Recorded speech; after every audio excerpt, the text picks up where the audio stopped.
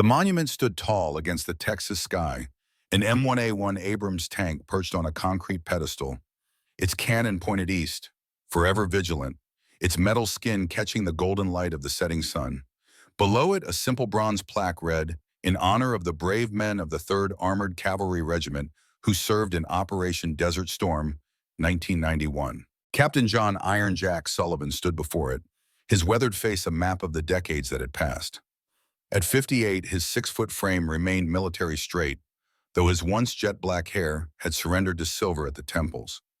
He wore a simple navy blue blazer with a 3rd ACR pin on the lapel, khaki slacks, and shoes polished to a shine that old habits wouldn't let him neglect. Around him, the reunion crowd had thinned as the evening wore on. 30 years. 3 decades since those 100 hours that had defined so much of his life. So much of America's military legacy. A young woman approached, microphone in hand, cameraman trailing behind her. Her press badge identified her as from one of the major networks. "Captain Sullivan, I am Jessica Chen with National News Network. Would you mind if I asked you a few questions about your experience in Desert Storm? We're doing a special on the 30th anniversary." Sullivan nodded, his face a careful mask. "Of course. You commanded Alpha Company's 2nd Platoon during the famous Thunder Run through the Highway of Death, where your 4 tanks destroyed 12 Iraqi T-72s without suffering a single casualty. Many military historians consider it one of the most lopsided armor victories in modern warfare. What was your secret?" The question hung in the air. Sullivan's eyes drifted to the tank on the pedestal, then seemed to look beyond it, to a place 30 years and 7,000 miles away. Sand swirling around the treads, the thunder of the 120-meter main gun, radio chatter in his headset, the acrid smell of cordite, the flash of enemy fire, and faces, young faces, trusting him to bring them home. "Sir, Captain Sullivan." Sullivan blinked, returning to the present. Without a word, he turned and walked away, leaving the reporter standing alone with her unanswered question. Some secrets weren't meant for television specials. Sullivan made his way to his truck, an aging Ford F-150 that had seen better days but still ran like a dream thanks to his mechanical ministrations. As he reached for the door handle, his phone rang. The caller ID read, "General Morrison Frank." Sullivan sighed. Frank Morrison had been a major when Sullivan was a captain.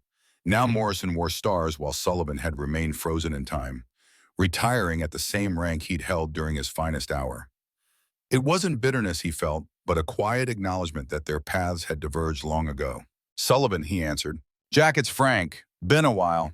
"Indeed it has, General. Caught your speech at the Pentagon last month. Very inspiring." Morrison chuckled. "Still the same old Jack. Listen, I need to see you. Something's come up." Sullivan leaned against his truck. "Frank, I'm retired. Have been for 15 years now. Whatever you need, there must be 100 active duty officers better suited. Not for this, trust me. I need someone who understands tanks the way a conductor understands music. Not just the mechanics, but the soul. Tanks don't have souls, Frank. Tell that to the men who've ridden into battle inside them." Morrison's voice grew serious. "I'm at Fort Hood for the anniversary events. Come see me tomorrow morning, 0800, my temporary office in 3 Corps headquarters. This is important, Jack, national importance." Sullivan wanted to refuse. His life now was quiet, predictable. He taught history part-time at the community college, restored classic cars, and did his best to forget certain parts of the past. But something in Morrison's voice pulled at the soldier that still lives somewhere inside him. "I'll be there," he said finally. "Good man. And Jack, wear your uniform, the one in the back of your closet, the one with the medals." The line went dead before Sullivan could protest. That night, Sullivan stood in his bedroom, staring at the garment bag he hadn't opened in years. Inside was his dress uniform, perfectly preserved. He unzipped it slowly, as if opening a time capsule. The uniform still fit, which surprised him. He'd kept himself in shape, but time had a way of expanding waistlines regardless of effort. He fixed the ribbons and medals in place, mechanically, muscle memory guiding his fingers. The silver star, the bronze star with valor, the purple heart, each one a story, each one a weight. He looked at himself in the mirror and saw 2 men, the decorated captain who had led men in combat and the solitary history teacher who lived alone with his memories. "What does Frank want?" he asked his reflection. His reflection, predictably, had no answer. Fort Hood hadn't changed much in the decades since Sullivan had last worn a uniform through its gates. The same limestone buildings, the same vast parade fields, the same bustling activity of America's largest armored post. The military police at the gate examined his retired ID card and waved him through with the respect reserved for veterans. General Morrison's temporary office was Spartan, as if emphasizing its occupants' transient status. The man himself stood as Sullivan entered, coming around the desk to grip his hand firmly. "Jack, good to see you. The uniform suits you." "Feels like a costume," Sullivan admitted. "Now what's this about, Frank? I'm guessing this isn't a social call to reminisce about old times." Morrison's face grew serious.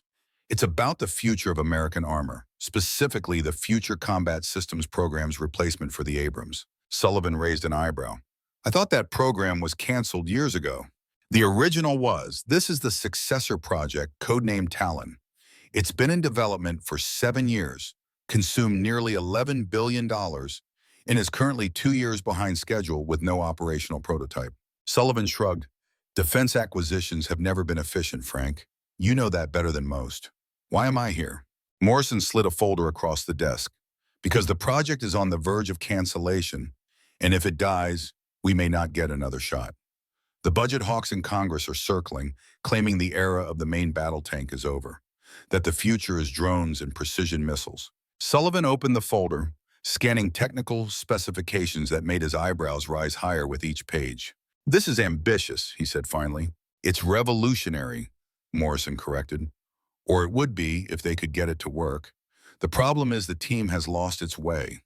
They're chasing technology for technology's sake, forgetting the fundamental purpose of a tank." Sullivan closed the folder. "And what exactly do you want me to do about it?" "I want you to go to Detroit, to the Army Tank Automotive Command where the program is based. Evaluate the project. Tell me if it can be studied and how. You'll have complete access and authority as my personal representative." Sullivan leaned back in his chair.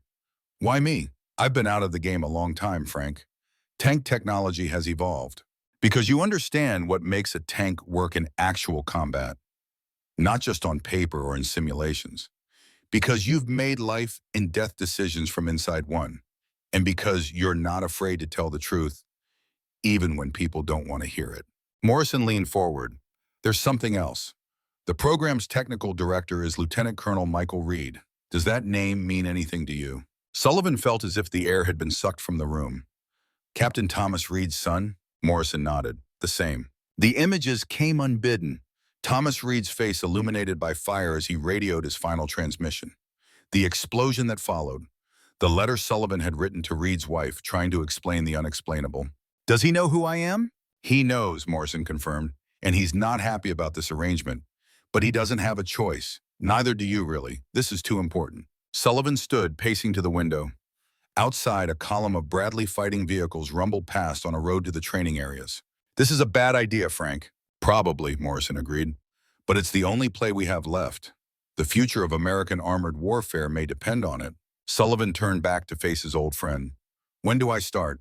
"Your flight to Detroit leaves at 1400. Everything else you need is in the folder. And Jack?" "Thanks." Sullivan nodded, taking the folder. As he turned to leave, Morrison called after him. "Oh, and one more thing. Catherine's involved with the program oversight from DOD." Sullivan froze in the doorway. "My ex-wife, Catherine?" Morrison spread his hands apologetically. "Deputy Undersecretary for Acquisition and Sustainment now. Her office has final say on whether the program continues or gets axed." Sullivan shook his head, a humorless smile crossing his face. "You're really trying to recreate all my nightmares in one assignment, aren't you?" "Consider it an opportunity for closure," Morrison replied. "I had closure," Sullivan muttered. "It was called divorce papers." The flight to Detroit gave Sullivan time to study the Talon program in detail. The concept was certainly bold, a tank half the weight of the M1 Abrams, with a crew of 2 instead of 4, relying heavily on automation and artificial intelligence. Its armor was thinner but supposedly more advanced, using electromagnetic countermeasures to defeat incoming projectiles before they hit. The main gun was a 120mm smoothbore like the current Abrams, but with an autoloader replacing the human loader. On paper, it promised to be faster, more fuel efficient, and easier to transport than the massive Abrams. But paper promises were cheap. Combat effectiveness was measured in steel and blood. The Detroit Metropolitan Airport was crowded with business travelers and families. Sullivan, still in his uniform, received nods of respect from some passers-by, curious stares from others. America's relationship with its military had always been complicated, especially for those who remembered Vietnam. A junior officer was waiting at the arrivals area, holding a sign with Sullivan's name. He snapped to attention as Sullivan approached. "Captain Sullivan, First Lieutenant James Parker. Sir, I've been assigned as your aide during your visit." Sullivan returned the salute. "At ease, Lieutenant. I've been retired longer than you've been alive. No need for formalities." "Yes, sir. I mean, of course. This way to the vehicle, sir." The young man was clearly nervous, which intrigued Sullivan.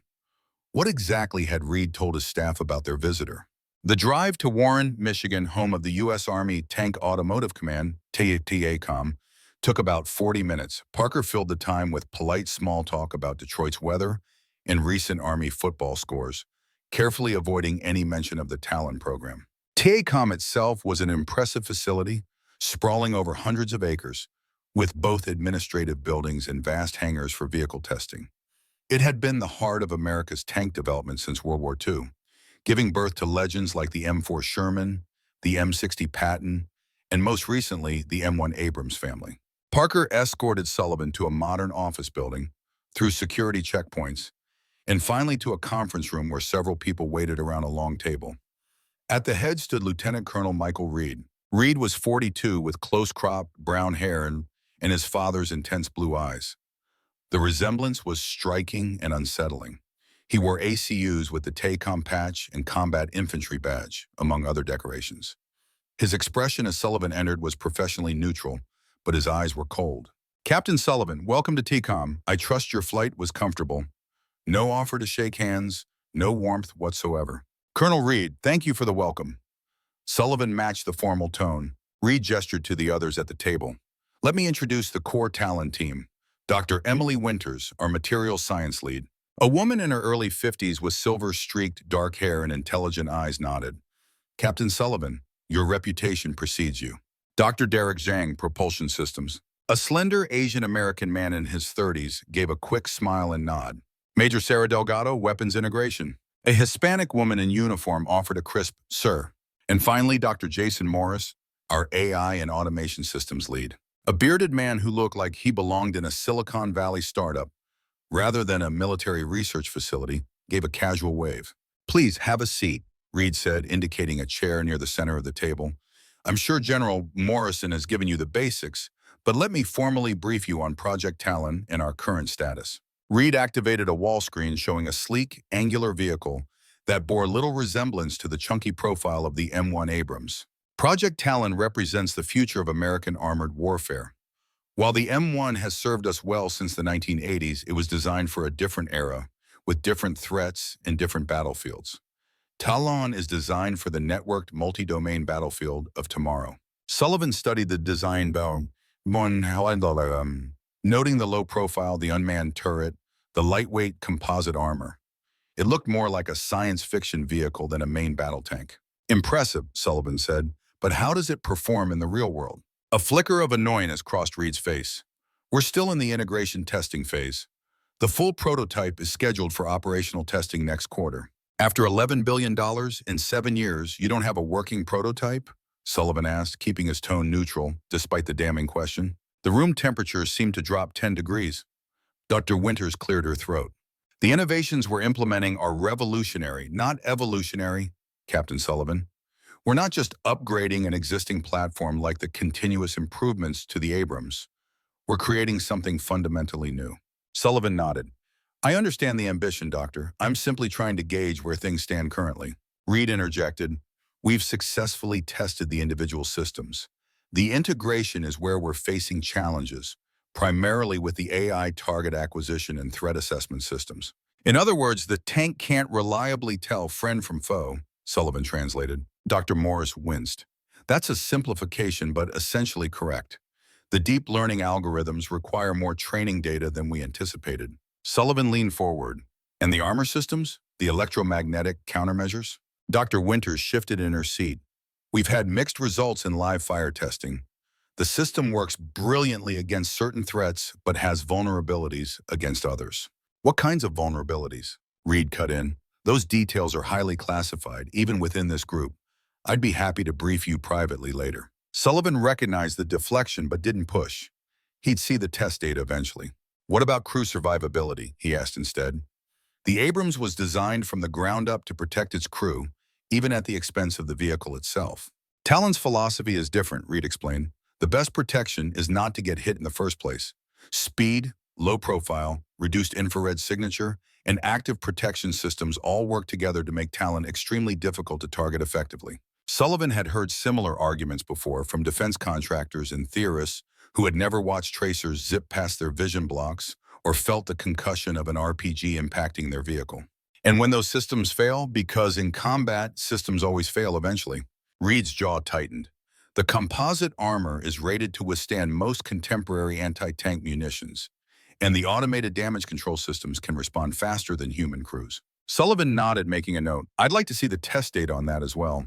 Of course, Reed said, his tone making it clear that cooperation was being given under duress. The briefing continued for another hour, covering the Talon's propulsion system, a hybrid diesel-electric plant, its main armament, the proven 120-meter smoothbore but with an advanced autoloader, and its communication suite, fully integrated with joint all-domain command and control networks. On paper, it was indeed revolutionary, but Sullivan had been in the Army long enough to know the vast gulf between PowerPoint presentations and battlefield performance. As the briefing concluded, Reed dismissed the team but asked Sullivan to remain. When they were alone, the pretense of professionalism dropped away. Let me be clear, Captain Sullivan, I know why you're here.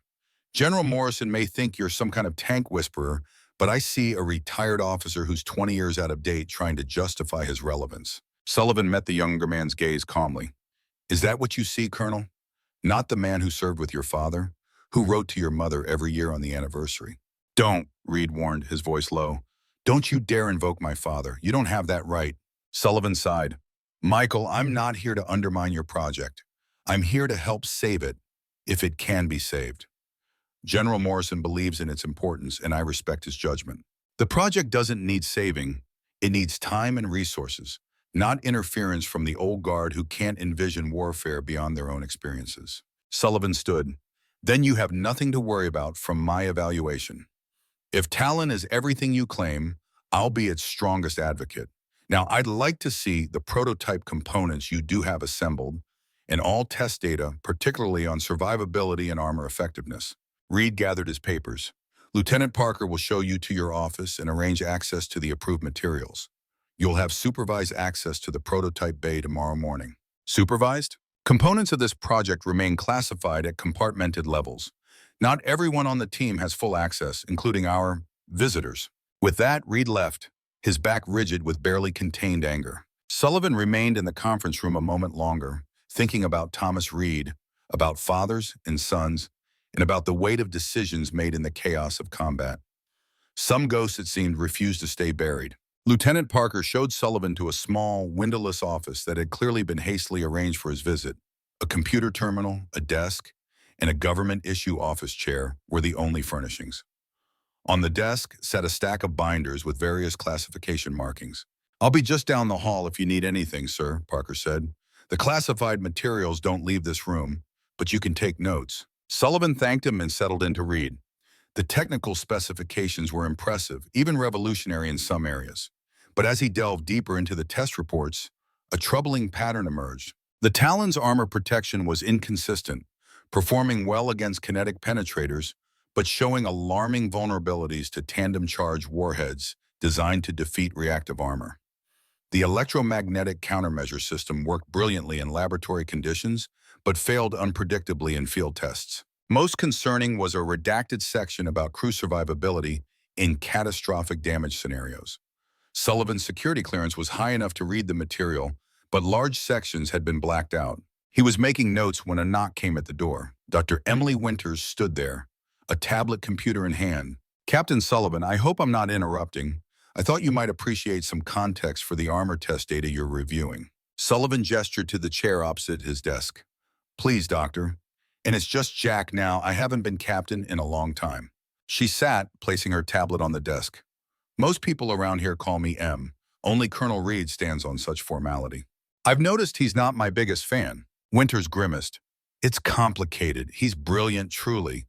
One of the finest minds in armored vehicle design I've ever worked with. But he's under immense pressure, and he has personal investment in this project. Because of his father? Partly.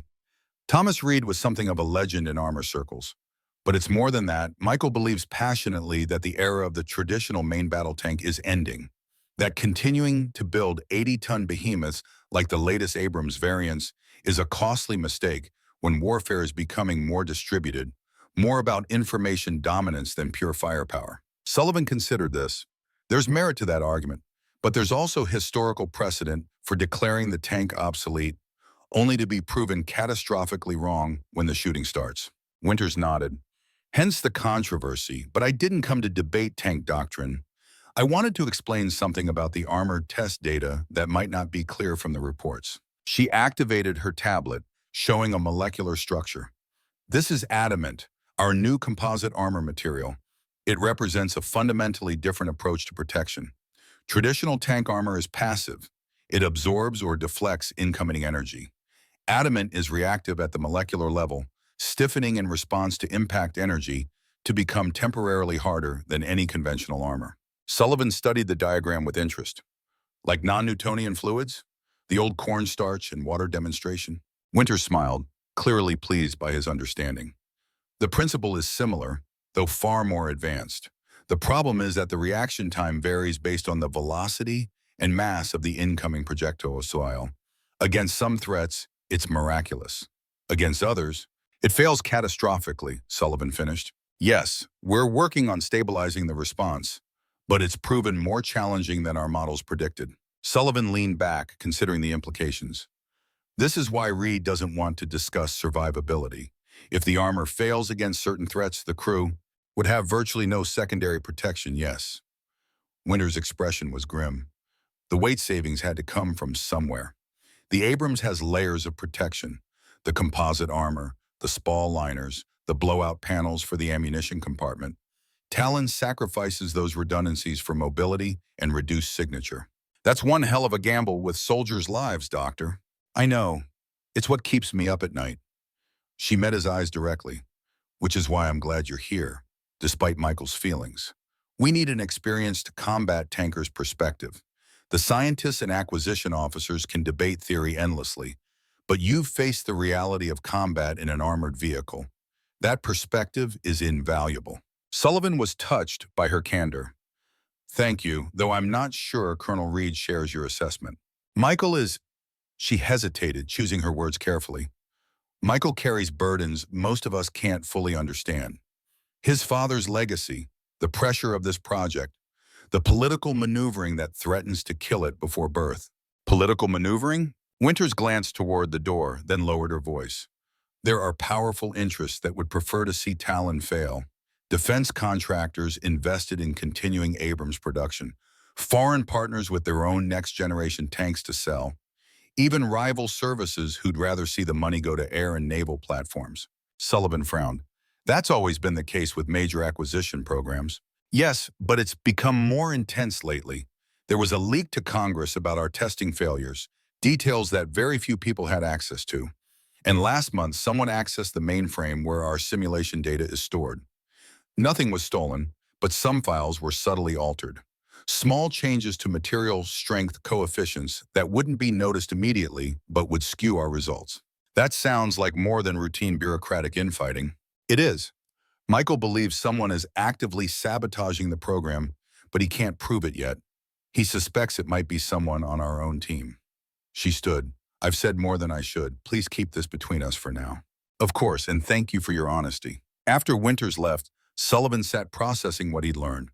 The Talon project was more troubled than even Morrison had suggested, facing not just technical challenges, but possibly deliberate sabotage. He continued reviewing documents until well into the evening, building a comprehensive picture of a program in crisis.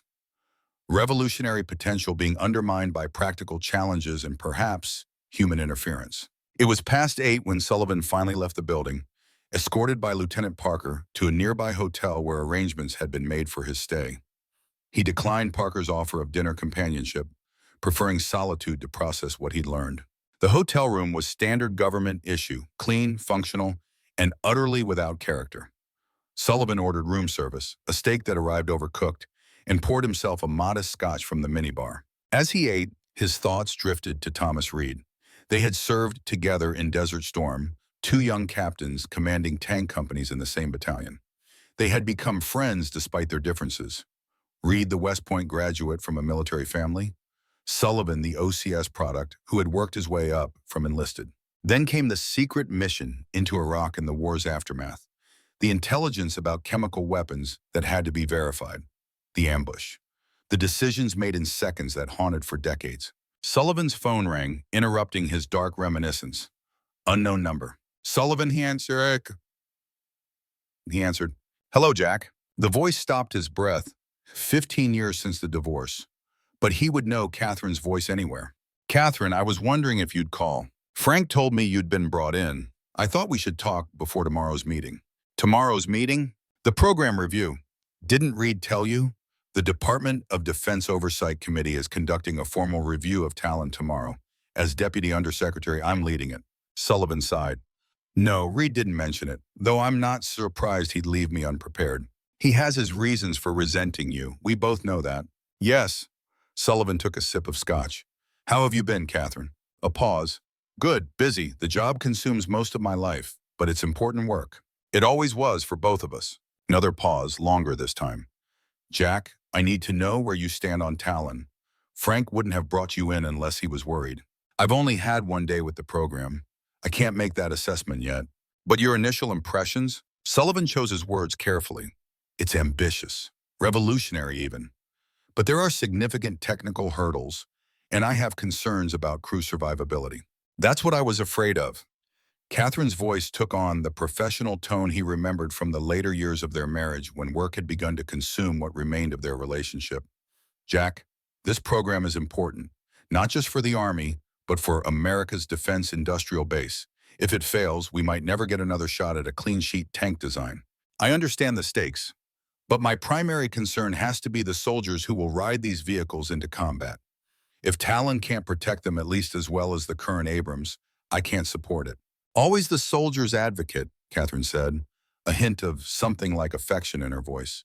It's what made you a great company commander and a difficult husband. Sullivan absorbed the jab silently. The meeting's at 1,000 hours, Catherine continued. Be prepared for tough questions.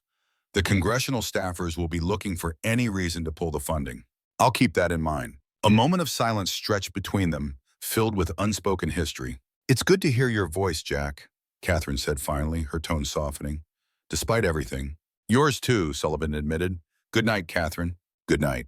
Sullivan set the phone down and poured another finger of scotch. Tomorrow would bring a confrontation on multiple fronts. With Michael Reed, with Catherine, with the ghosts of his past, and with the future of American armored warfare. He would need to be sharp, focused, and above all honest, regardless of the personal and professional costs. Some things were more important than old wounds or bureaucratic battles.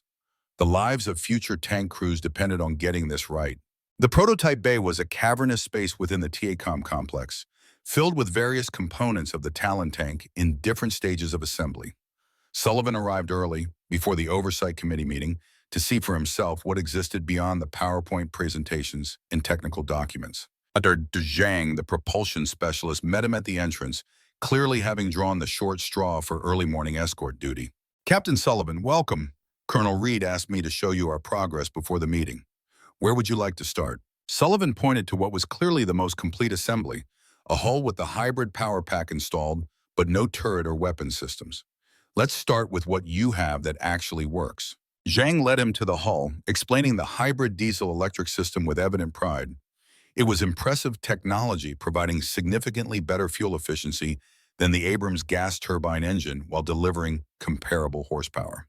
The reduced heat signature is a major advantage as well, Zhang explained. The Abrams exhausts at over 500 degrees Celsius when working hard. This system peaks at less than half that. Sullivan nodded. Lower heat signature means harder to target with thermal sights or heat-seeking munitions. Smart. They moved on to examine the chassis and suspension system, a novel design that promised better cross-country mobility with less mechanical complexity than traditional torsion bar systems. Sullivan knelt to examine the track links. Lighter than standard, but how's the durability? We've completed equivalent testing to 3,000 miles on varied terrain. Some issues with premature wear on certain components. but nothing we can't solve with materials adjustments. Sullivan continued his inspection, asking detailed questions that clearly surprised Zhang with their technical specificity. Though retired for years, Sullivan had kept up with developments in armor technology, partially out of professional interest and partially because teaching military history had required it. "And the turret?" Sullivan asked, noting its absence from the prototype hull. Zhang hesitated. "It's still in component testing. The integration of the autoloader with the main gun has proven challenging." "Autoloaders always are," Sullivan noted. "The Russians have used them for decades and still have reliability issues." "Our design is fundamentally different," Zhang assured him. "When perfected, it will provide a higher sustained rate of fire than any human loader could maintain." "When perfected," Sullivan repeated. "And how close are you to that perfection?" Zhang's enthusiasm dimmed slightly. "I should let Dr. Morris explain the fire control systems. That's not my area of expertise." Sullivan was about to press the issue when the bay doors opened and a group of people in business attire entered, led by Colonel Reed and, to Sullivan's carefully concealed discomfort, Catherine. She looked much as he remembered, though her brown hair now had elegant streaks of gray at the temples. She wore a tailored Navy suit that spoke of her senior government position and carried herself with the confidence of someone accustomed to wielding authority. Their eyes met across the room, and for a moment Sullivan saw something flicker in her expression, a brief softening, quickly masked by professional detachment. Reed approached, all formal correctness. "Captain Sullivan, I see Dr. Zhang has been showing you our progress. The Oversight Committee has arrived for the preliminary walkthrough before the formal briefing." Catherine stepped forward, extending her hand. "Captain Sullivan, thank you for joining the evaluation team on such short notice." Sullivan shook her hand, playing along with the pretense that they were professional acquaintances rather than people who had once shared everything. "Deputy Undersecretary, it's an honor to assist." Reed made introductions to the rest of the committee. Two senior civil servants from the Pentagon, a representative from the Army's Testing and Evaluation Command, and two congressional staffers whose presence indicated just how politically important the Talon program had become. The walkthrough continued with Reed highlighting the prototype's advances, carefully steering the group away from areas where development lagged. Sullivan noticed this shepherding and made mental notes of which components Reed seemed reluctant to discuss. The formal briefing that followed in the conference room was a masterpiece of bureaucratic presentation. Reed and his team emphasized progress while contextualizing delays as natural parts of cutting-edge development. Charts showed that while the program was behind schedule, it was only moderately over budget compared to historical norms for major acquisition programs. When the floor opened for questions, Catherine directed the first one to Sullivan. "Captain Sullivan, as someone with extensive combat experience in tanks, what is your initial assessment of Project Talon's approach to crew protection compared to the current Abrams platform?" A loaded question, and Sullivan knew it. Reed tensed visibly. The Abrams was designed with crew survivability as its absolute priority. Sullivan began carefully. "Its history in combat proves the wisdom of that approach.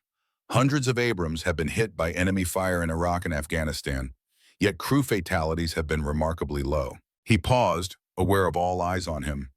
"Project Talon takes a fundamentally different philosophical approach, prioritizing not getting hit over surviving hits.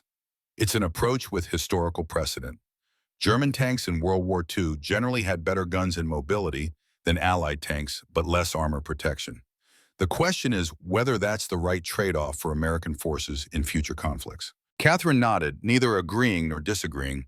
"And your opinion on that trade-off?" Sullivan met Reed's cold gaze before answering.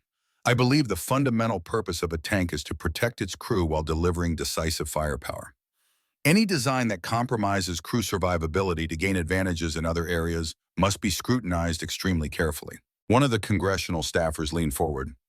"Are you saying Talon compromises crew safety, Captain?" Before Sullivan could answer, Reed interjected. "Captain Sullivan has had less than 24 hours to review our program. The adamant armor system is still in development, and while current tests show vulnerabilities against certain threats, we're confident these issues will be resolved before production." "That's not what the latest ATEC report indicates," the staffer countered, referring to the Army Test and Evaluation Command. "It suggests the fundamental molecular structure of adamant creates inherent vulnerabilities that cannot be engineered away without adding significant weight, negating the mobility advantages." Reed's face tightened. "That report reflects a snapshot in time, not the potential of the technology. The conversation devolved into technical details, with Reed and Winters defending the armor concept while the testing representative raised concern after concern. Sullivan watched the exchange with growing certainty that Talon, as currently designed, represented a potentially deadly compromise. During a break in the proceedings, Sullivan stepped into the hallway for air and found Catherine waiting for him. "Walk with me," she said, not a request. They moved down the corridor, out of earshot of the others. Catherine spoke first. "You're going to recommend killing the program, aren't you?" Sullivan sighed. "Not killing it, redirecting it. The concept has merit, but not at the expense of crew protection." "That's the same thing, Jack. If we go back to prioritizing protection over all else, we'll end up with another variant of the Abrams, just heavier and more expensive. The whole point of Talon is to break that paradigm." "Some paradigms exist for good reason. American soldiers don't die in their tanks, Catherine. That's a tradition worth preserving." She stopped, turning to face him directly. "And what about all the other variables? Strategic mobility, fuel consumption, cost per unit? The Abrams is already so heavy that many bridges in potential combat zones can't support it. Another 10 tons of armor, and it becomes strategically immobile." "Those are legitimate concerns," Sullivan acknowledged, "but they can be addressed without compromising the basic principle that the crew comes first." Catherine studied him, her expression softening slightly. "You haven't changed, have you? Still seeing the world in terms of right and wrong, with no room for compromise. On some things, compromise means death. I've written too many letters to families, Catherine. I won't endorse a system that will require writing more." Something in his tone must have reached her. She nodded slowly. "I understand your position, but understand mine as well. If Talon dies, Congress won't fund another next-generation tank program for at least a decade. We'll be stuck with increasingly obsolescent technology while our adversaries advance. Then we find a third path, one that preserves what works about the Abrams while incorporating the viable innovations from Talon." Catherine's response was interrupted by a commotion down the hall. Dr. Morris, the AI specialist, was rushing toward them, his face pale. "Deputy Undersecretary, Captain Sullivan, there's been a breach in the secure server room. Someone accessed the classified test data and transmitted it outside the facility." Sullivan and Catherine exchanged alarmed looks before hurrying after Morris. The security office was already crowded with military police and cybersecurity personnel. Colonel Reed stood in the center, his expression thunderous. "What happened?" Catherine demanded. A civilian security specialist looked up from his computer. "Ma'am, at approximately 10:22 hours, someone using authenticated credentials accessed the secure server and downloaded complete test files for Project Talon, including classified vulnerability assessments. The data was transmitted via an encrypted channel to an external server." "Do we know who?" Sullivan asked. Reed's cold gaze fixed on Sullivan. "The credentials used belonged to General Morrison's office, specifically the access codes provided to you, Captain." Sullivan felt the blood drain from his face. "That's impossible. My credentials are in my secure tablet, which hasn't left my possession." "We're checking the logs now," the security specialist said. "But preliminary traces show the access originated from the guest office assigned to Captain Sullivan." Catherine looked between Sullivan and Reed, her expression carefully neutral. "Let's not jump to conclusions. Captain Sullivan was in the briefing with all of us when this occurred." "His tablet wasn't," Reed pointed out. "And the timing is certainly convenient. The breach occurred precisely when the most damaging test data was being discussed in the briefing." Sullivan's mind raced. Someone had set him up. That much was clear. But who and why? "I want a full investigation," Catherine ordered, "and I want it handled quietly. No reports outside this room until we know exactly what happened." Reed nodded stiffly. "Of course, ma'am. In the meantime, I suggest we restrict Captain Sullivan's access until this matter is resolved." Catherine hesitated, then nodded reluctantly. "Standard protocol. I'm sorry, Jack, but we have to follow procedures." Sullivan understood, but the implications were troubling. Someone wanted him removed from the evaluation process. Someone with access to secure areas and technical expertise. As a military policeman collected his tablet and credentials, Sullivan caught sight of Dr. Winters in the hallway outside, her expression troubled. Their eyes met briefly, and she gave an almost imperceptible shake of her head before turning away. The message was clear enough. This was the sabotage she had warned him about, and it was far from over. The security breach brought an abrupt end to the Oversight Committee meeting. Sullivan was escorted to a conference room to await questioning, his status suddenly ambiguous. neither suspect nor investigator. He sat alone, processing what had happened. The breach was too convenient, too perfectly timed.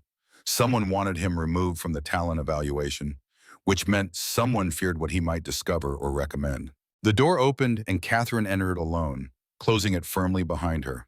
"We don't have much time," she said without preamble. "The cybersecurity team is still analyzing the breach, but I've seen enough to know you were framed." Sullivan raised an eyebrow. "That was quick." "The access may have come from your assigned computer, but the user behavior patterns don't match yours. Too efficient, too directed. Whoever did this knew exactly what files they wanted and where to find them. You've been here less than 2 days. You wouldn't have that level of system familiarity." Sullivan nodded. "Thank you for believing me." Catherine gave a small, sad smile. "Whatever happened between us personally, I never doubted your integrity, Jack." An awkward silence fell between them, 15 years of separation condensed into a moment. "Why would someone go to these lengths?" Sullivan asked finally. "What's in those files that's worth this risk?" Catherine sat across from him. "The complete vulnerability assessment of the adamant armor system. It shows conclusively that the current design has a fatal flaw against certain types of tandem charge warheads, the kind of weapons that are increasingly common among our potential adversaries. That explains Reed's reluctance to discuss survivability. If that information became public or reached Congress, Talon would be dead in the water," Catherine confirmed. "The program already has powerful enemies looking for any excuse to kill it. This would give them exactly what they need." Sullivan leaned forward. "Catherine, if the vulnerability is real, shouldn't Congress know? Shouldn't the Army reconsider the design?" "It's not that simple. The vulnerability exists, yes, but Dr. Winters believes it can be addressed with further development. The problem is time and money. If funding is cut now, we lose everything, including the viable innovations." Sullivan considered this. "So someone wants to kill the program by leaking its weaknesses, regardless of whether those weaknesses could eventually be fixed." "Exactly. The question is who benefits from Talon's failure." Sullivan's mind working through the possibilities. Defense contractors invested in continued Abrams production.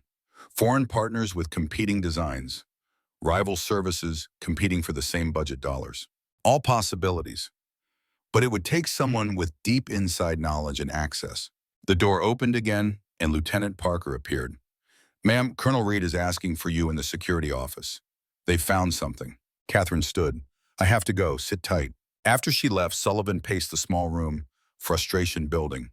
He was being sidelined while critical events unfolded. Worse, his reputation and integrity were under suspicion. His thoughts turned to Thomas Reed, to that fateful night in Iraq. The parallels were unsettling.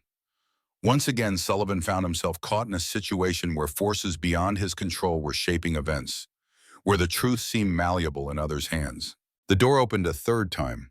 To Sullivan's surprise, it was Dr. Emily Winters, looking anxious but determined.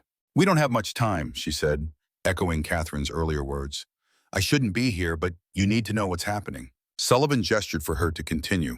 "They're building a case against you. The cyber team found evidence that your credentials were used to access sensitive files repeatedly since your arrival, not just during the breach. Colonel Reed is suggesting you have been gathering intelligence for General Morrison to use against the program." Sullivan shook his head in disbelief. "That's absurd. Morrison wants to save the program, not sabotage it." "I know. But Reed is convinced you're here to justify cancellation. And now with the breach," she hesitated, "there's more. The files that were transmitted included my personal research notes on adamant's molecular structure. With those, a competent material scientist could potentially develop countermeasures specifically designed to defeat it. Industrial espionage? Possibly, or worse, preparation for a future battlefield advantage." Winters looked troubled. "Captain Sullivan, I don't believe you had anything to do with this, but someone wants you to take the fall." "Why are you telling me this?" "You're risking your position." Winters met his gaze directly. "Because I believe in getting the truth, no matter where it leads. And because I don't think Talon should move forward with its current design. The crew vulnerability issues are real, and Reed won't acknowledge them properly." Sullivan studied her, seeing the moral conflict in her eyes. "You helped develop Adamant. It's your life's work." "Yes, and I believed in its potential. I still do. But not at the cost of soldiers' lives. The system isn't ready. May never be ready without fundamental redesign." She straightened. "I need to go before they realize I'm here. But check your email. I've sent you something that might help clear your name." After she left, Sullivan used the room's computer to access his military email account. There was a new message from Winters, containing only an attachment, a video file. He opened it to find security camera footage from his assigned office, showing a figure in a maintenance uniform entering late the previous evening after Sullivan had left for his hotel. The figure moved with purpose, directly to the computer, inserting something into a USB port. The angle prevented clear identification, but it was obviously not Sullivan. This was evidence of his innocence, but it raised more questions than it answered. How had the intruder gained access to a secure area? How had they obtained Sullivan's credentials? And most importantly, who were they working for? The door opened again, this time revealing Colonel Reed and two military policemen. "Captain Sullivan, we need you to come with us," Reed said, his tone formal. "We have some additional questions regarding the security breach." Sullivan stood, understanding that the situation had escalated beyond a simple misunderstanding. Someone was determined to discredit him and potentially end his involvement with Talon. But why? What had he discovered, or what was he about to discover, that posed such a threat? As he followed Reed from the room, Sullivan resolved to find answers, not just to clear his name, but to understand the truth about Project Talon and its implications for the soldiers who would one day ride its steel hull into battle. Some secrets were worth uncovering, no matter the cost to his career or reputation. He had made a promise decades ago in the burning sands of Iraq to never again compromise on matters of soldiers' lives. It was a promise he intended to keep, whatever forces now arrayed against him. The interrogation room at TACOM's security center was Spartan and cold, designed to be uncomfortable. Sullivan sat at a metal table, hands folded calmly before him, though his mind was anything but calm. Across from him sat two Army CID investigators, their expressions professionally neutral. "Let's go through this again, Captain," the senior investigator said. "You claim you had no knowledge of the security breach, despite it originating from your assigned workstation using your credentials." "That's correct," Sullivan replied evenly. "As I've explained, and as the security footage shows, someone entered my office after hours and accessed my computer. Convenient that they wore a maintenance uniform and kept their face hidden from the camera." Sullivan met the investigator's skeptical gaze. "If I were planning to steal classified information, I wouldn't use my own credentials from my assigned computer. I'd use someone else's access from a location that couldn't be traced to me." The investigators exchanged glances. The senior one leaned forward. "Captain Sullivan, your history with Colonel Reed's father is well documented. Your disagreements with the Talon program's design philosophy are now on record from yesterday's meeting. Some might see motive." Sullivan felt a flicker of anger but kept his expression neutral. "I was sent here by General Morrison to evaluate the program objectively. If someone is trying to frame me, it's because they fear what my evaluation might conclude." The door opened and Catherine entered, followed by a man in civilian clothes who radiated authority despite his unremarkable appearance. "This interview is concluded," Catherine announced. "Captain Sullivan is being released to the custody of the Defense Intelligence Agency." The CID investigators looked startled. "Ma'am, we're in the middle of an active investigation." The civilians stepped forward, presenting credentials that made the investigators straighten in their seats. "Harvey Blackwood, DIA. This incident has been classified as a potential foreign intelligence operation. We're taking jurisdiction effective immediately." Sullivan kept his surprise hidden, following Catherine and Blackwood from the room without comment. Once in the hallway, Catherine led them to a secure conference room where General Morrison waited, his expression grave. "Jack," Morrison said, rising to shake Sullivan's hand. "Sorry about this mess." Sullivan looked between the three of them. "Would someone tell me what's happening?" Blackwood secured the door. "Captain Sullivan, I'm with DIA Counterintelligence. We've been monitoring Project Talon for several months due to concerns about foreign interest in its technologies. The breach yesterday has the hallmarks of a sophisticated intelligence operation." "You think I'm being framed by foreign agents?" "We know you are," Catherine said, activating a tablet. "The breach was far more sophisticated than Colonel Reed's security team initially realized. The intruder used a device that cloned your credentials while simultaneously establishing a covert connection to an external server. That's well beyond the capabilities of someone just trying to sabotage the program internally." Morrison grimaced.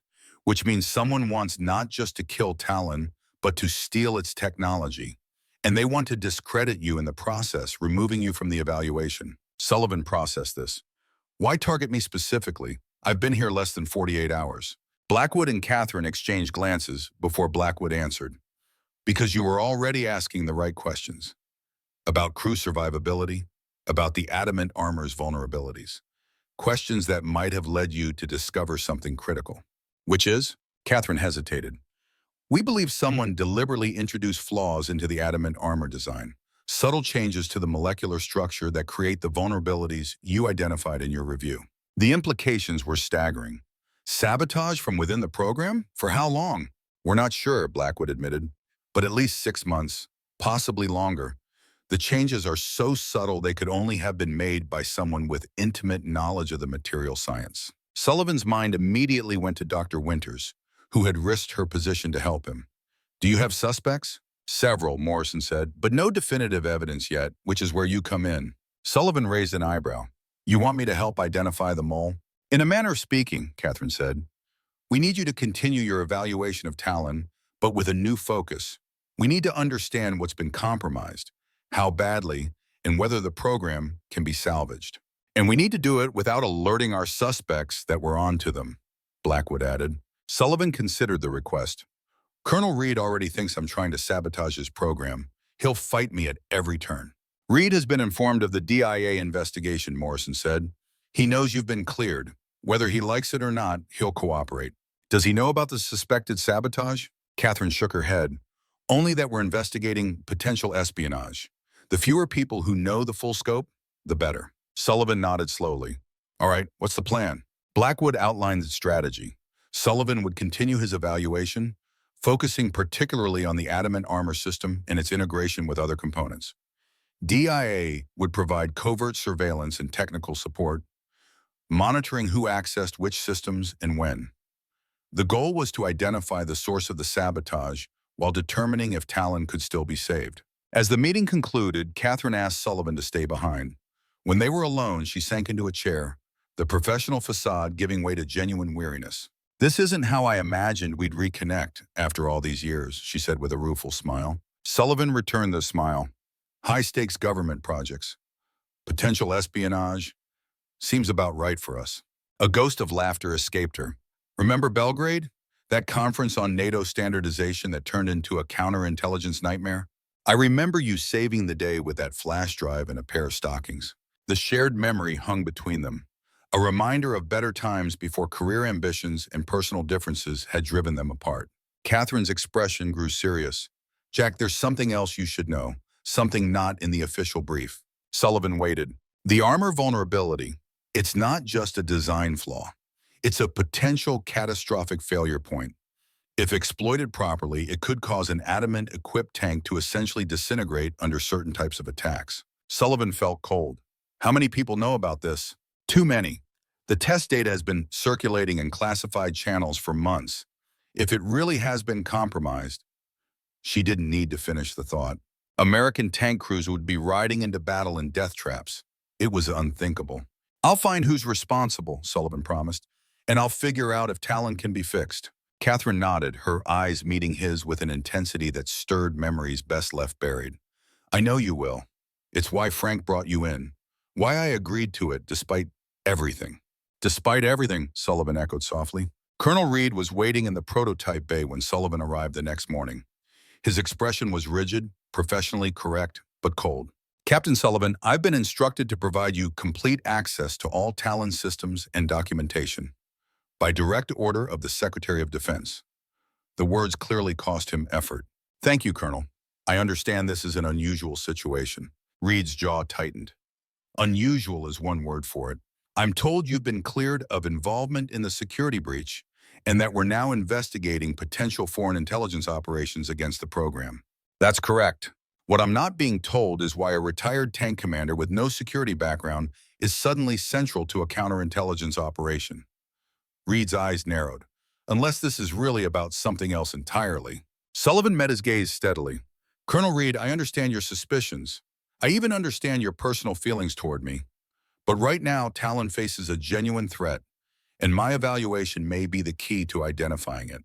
Can we set aside our history long enough to address that threat? For a long moment, Reed seemed to wrestle with internal conflict. Finally, he gave a curt nod. I'll cooperate fully with the investigation, But make no mistake, Captain, I still believe you're here to kill my program, just through different means now. I'm here to evaluate Talon honestly, Colonel. Nothing more, nothing less. If the program has merit, I'll say so.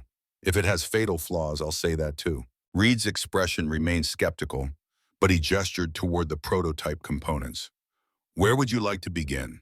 With the adamant armor samples and test data, all of it, not just the sanitized version from yesterday. Something flickered in Reed's eyes. Follow me.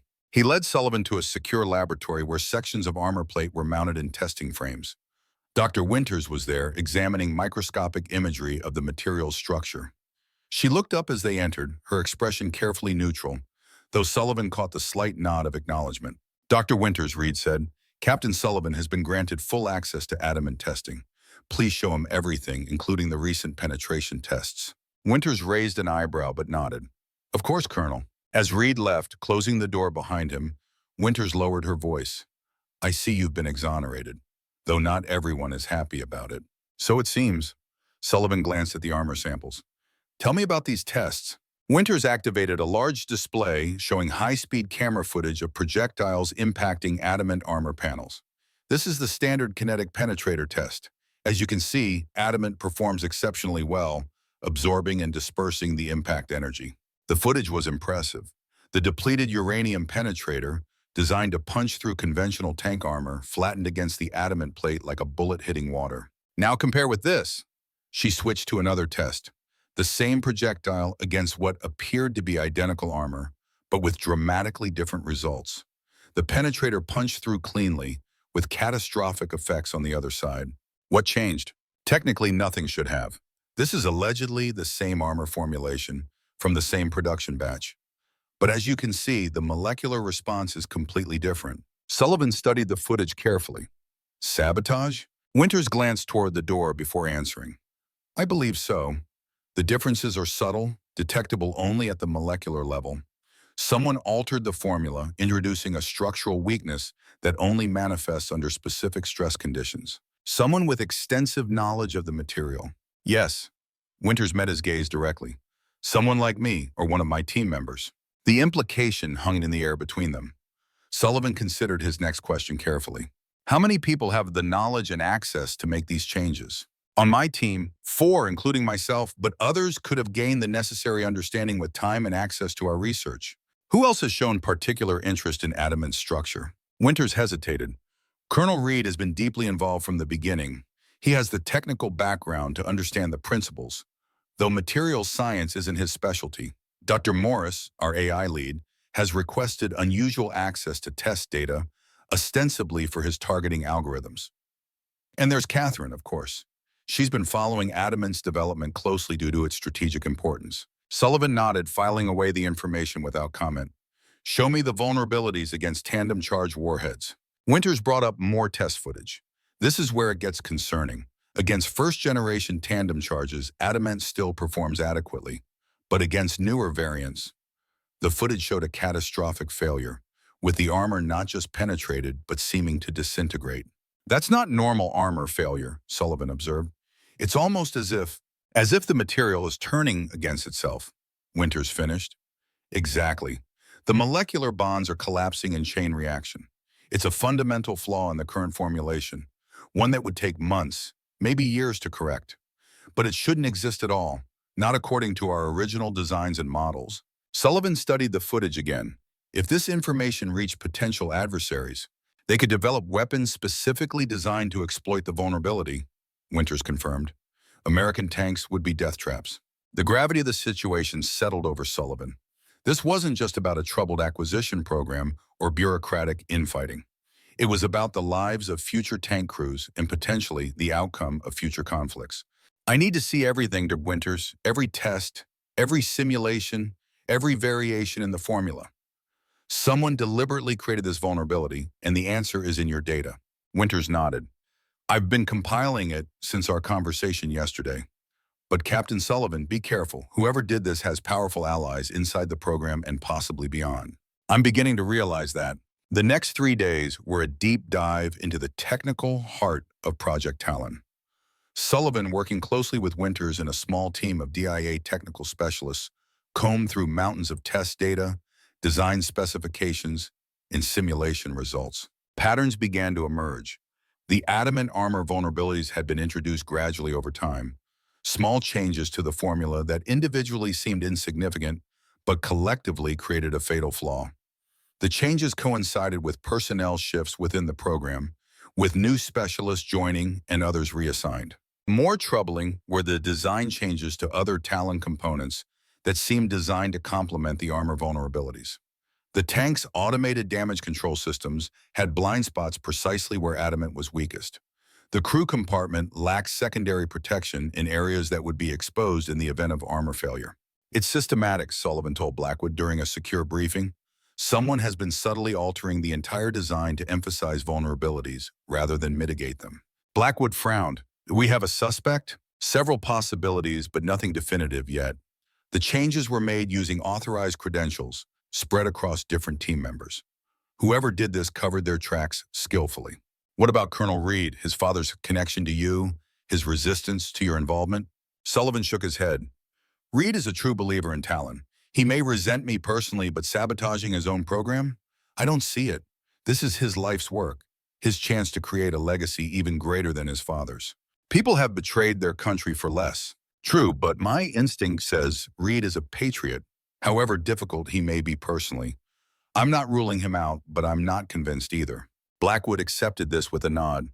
"What about the armor itself? Can adamant be fixed?" "Not in its current form, not without essentially starting over. The flaws are too deeply integrated into the material's structure." Sullivan hesitated. "But there may be an alternative approach." "I'm listening." "Dr. Winters has been working on a hybrid armor concept that combines conventional composite armor with selective adamant reinforcement. It would be heavier than pure adamant, but still lighter than current Abrams armor, and without the catastrophic failure mode." "Has she tested it?" "Only in simulation so far, but the results are promising." Blackwood considered this. "If viable, it could save the program while addressing the vulnerabilities. But our priority remains identifying who compromised Talon in the first place." Sullivan agreed. "I have an idea about that, but I'll need Colonel Reed's cooperation, and he still doesn't trust me." "What did you have in mind?" Sullivan outlined his plan. They would announce a breakthrough with the hybrid armor concept, claiming it solved Talon's protection issues while maintaining its weight advantages. The announcement would be internal to the program, but would include details that only the saboteur would recognize as significant. Then they would monitor who accessed the data and who attempted to communicate outside secure channels. "It's a classic canary trap," Blackwood said approvingly. "But it hinges on Reed playing along and on the saboteur still being active within the program." "It's our best shot," Sullivan argued. "We need to force their hand before they realize we're onto the sabotage itself." Blackwood authorized the operation, and Sullivan prepared to approach Reed with the hybrid armor concept. But before he could, an unexpected development changed the equation entirely. Sullivan was reviewing test footage in his office when Lieutenant Parker appeared at his door, his young face uncharacteristically grave. "Captain Sullivan, sir, there's been an incident in the prototype bay. Dr. Winters has been injured." Sullivan was on his feet immediately. "How badly? What happened?" "They're taking her to the hospital now. Some kind of accident with a test rig. Colonel Reed asked me to find you." Sullivan followed Parker at a near run. The prototype bay was in chaos when they arrived, with security personnel and medical staff still present. A testing apparatus had collapsed, sending a heavy armor panel crashing down. Winters had been caught beneath it, according to witnesses. Reed was directing the security team, his face pale but composed. He turned as Sullivan approached. "Captain, Dr. Winters was examining an adamant sample when the support structure failed. She sustained serious injuries but is stable. They've taken her to Detroit Medical Center." Sullivan surveyed the scene, his combat veteran's instincts immediately noting inconsistencies. Support structures don't just fail in a facility like this. Was it investigated for sabotage? Reed's expression tightened. "That was my first question as well. Initial inspection suggests the bolts were deliberately loosened. Security is reviewing footage now." Sullivan met Reed's gaze directly. "This wasn't an accident. Someone targeted Der Winters specifically." "Because of her work with you," Reed said, an accusation in his tone. "Because she was getting close to the truth," Sullivan countered. "Colonel, it's time we had an honest conversation about what's really happening with Talon." Reed hesitated, then gestured toward his office. "Not here." Once inside with the door secured, Reed faced Sullivan with barely contained anger and confusion. What truth? What do you know that you haven't shared? Sullivan made a split-second decision to trust Reed with the full picture. Talon has been systematically sabotaged from within. The adamant armor vulnerabilities weren't design flaws or technical challenges. They were deliberately introduced to create a catastrophic failure mode that could be exploited by an adversary. Reed stared at him, disbelief giving way to dawning horror. That's not possible. My team would have noticed. The changes were subtle, introduced gradually over time. Dr. Winters only identified them because she was specifically looking for anomalies after I raised questions about crew survivability. Reed sank into his chair. If this is true, the implications are that someone on your team is working for a foreign power, and they just tried to kill their Winters to protect their operation. Sullivan let that sink in before continuing. Colonel, I know you have every reason to distrust me, but right now, Talon and potentially American lives are at stake. We need to work together. Reed was silent for a long moment, processing. When he finally spoke, his voice was different, the hostility replaced by grim determination. What do you need from me? Sullivan outlined the Canary Trap plan, explaining how they would use the hybrid armor concept as bait. Reed listened intently, occasionally asking incisive questions that confirmed Sullivan's assessment of his technical competence. It could work, Reed acknowledged when Sullivan finished, but we'll need to make the hybrid armor concept convincing enough to trigger action while not revealing Dr. Winters' actual research in that direction. Agreed, and we'll need to control who has access to the information. A small circle of potential suspects. Reed nodded slowly. I can arrange that, but Captain Sullivan, when we identify who did this, who tried to kill Emily and compromise American tanks, I want to be there. The personal edge in Reed's voice when he mentioned Winters didn't escape Sullivan's notice. You will be, Colonel. You have my word. As Reed began making arrangements, Sullivan received a call from Catherine. I just heard about Dr. Winters, she said without preamble. How bad is it? Serious but not critical. Broken ribs, collarbone, concussion. She's lucky it wasn't worse. This is escalating faster than we anticipated. DIA is considering pulling the plug, extracting you and shifting to a full counter-intelligence operation. Sullivan frowned. That would be a mistake. We're close, Catherine. Reed is on board now, and we have a plan to identify the saboteur. It's too risky. If they have already resorted to physical violence, all the more reason to move quickly. If we pull back now, they might disappear, taking their knowledge of Talon's vulnerabilities with them. And Winters deserves justice. Catherine was silent for a moment. You always were stubborn when you believed in something. All right, I'll hold off DIA for 48 hours. But Jack, be careful. These people have already shown they're willing to kill. I know, trust me. After the call ended, Sullivan found himself reflecting on Catherine's concern. Despite their complicated history, despite the professional and personal gulfs that had opened between them, there remained a connection, a mutual understanding that transcended their differences. Reed returned, interrupting Sullivan's thoughts. It's arranged. Meeting tomorrow morning, 0900. Small group, just the core team leaders. We'll present the hybrid armor concept as a breakthrough with enough technical details to make it credible. Who specifically will be there? Dr. Zhang for propulsion, Dr. Morris for AI systems, Major Delgado for weapons integration, and myself, with you representing General Morrison's office. Sullivan nodded. Perfect. DIA will be monitoring all communications in and out of the facility and all system access. Reed hesitated. There's something else you should know. I've been reviewing personnel records, looking for patterns. Over the past 18 months, 3 members of the original Adamant research team have left the program. One transferred to a different defense project, one resigned for personal reasons, and one died in a car accident. Sullivan felt a chill. That's a lot of turnover in a specialized team. Yes, and here's what's troubling me. The one who died, Dr. Alan Mercer, had expressed concerns about inconsistencies in test results shortly before his accident. Reed's expression was grim. At the time, it seemed like a tragic coincidence. Now I'm not so sure. Have you told DIA about this? Not yet. I wanted to speak with you first. Sullivan appreciated the gesture of trust. We should inform them immediately. This suggests the sabotage operation is more extensive and has been going on longer than we realized. Reed nodded, then asked the question Sullivan had been waiting for. Why did you never tell my mother the truth about how my father died? The abrupt shift took Sullivan by surprise, though he had known the question would come eventually. "Your father made me a promise not to," he said simply. Reed's eyes narrowed. "What?" Sullivan sighed. "The official report said your father's tank was hit by an Iraqi RPG team during a reconnaissance mission. That's true as far as it goes. What the report doesn't say is that Tom knew the attack was coming. We had intercepted Iraqi communications indicating an ambush. He volunteered to lead the point element anyway, to draw out the enemy position. That doesn't make sense. Why would he deliberately expose himself? Because the alternative was to abort the mission, and the mission was critical, confirming intelligence about chemical weapons sites. Tom believed the information could save thousands of lives if we prevented those weapons from being deployed." Sullivan met Reed's gaze steadily. "His last words to me, over the radio as his tank burned, were, 'Take care of Sarah and the boy, but don't tell them I chose this. Let them believe it was just war, not choice.'" Reed stared at him, emotions warring across his face. "All these years I believed.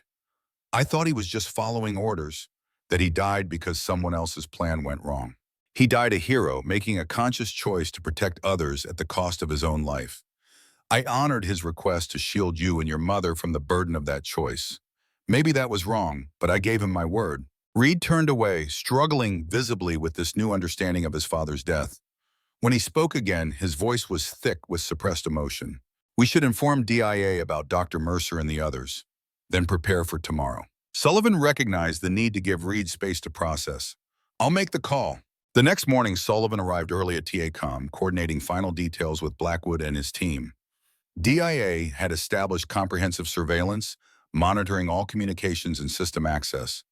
They had also positioned agents throughout the facility, disguised as maintenance personnel and administrative staff. The meeting room was equipped with hidden cameras and microphones, capturing every word and gesture.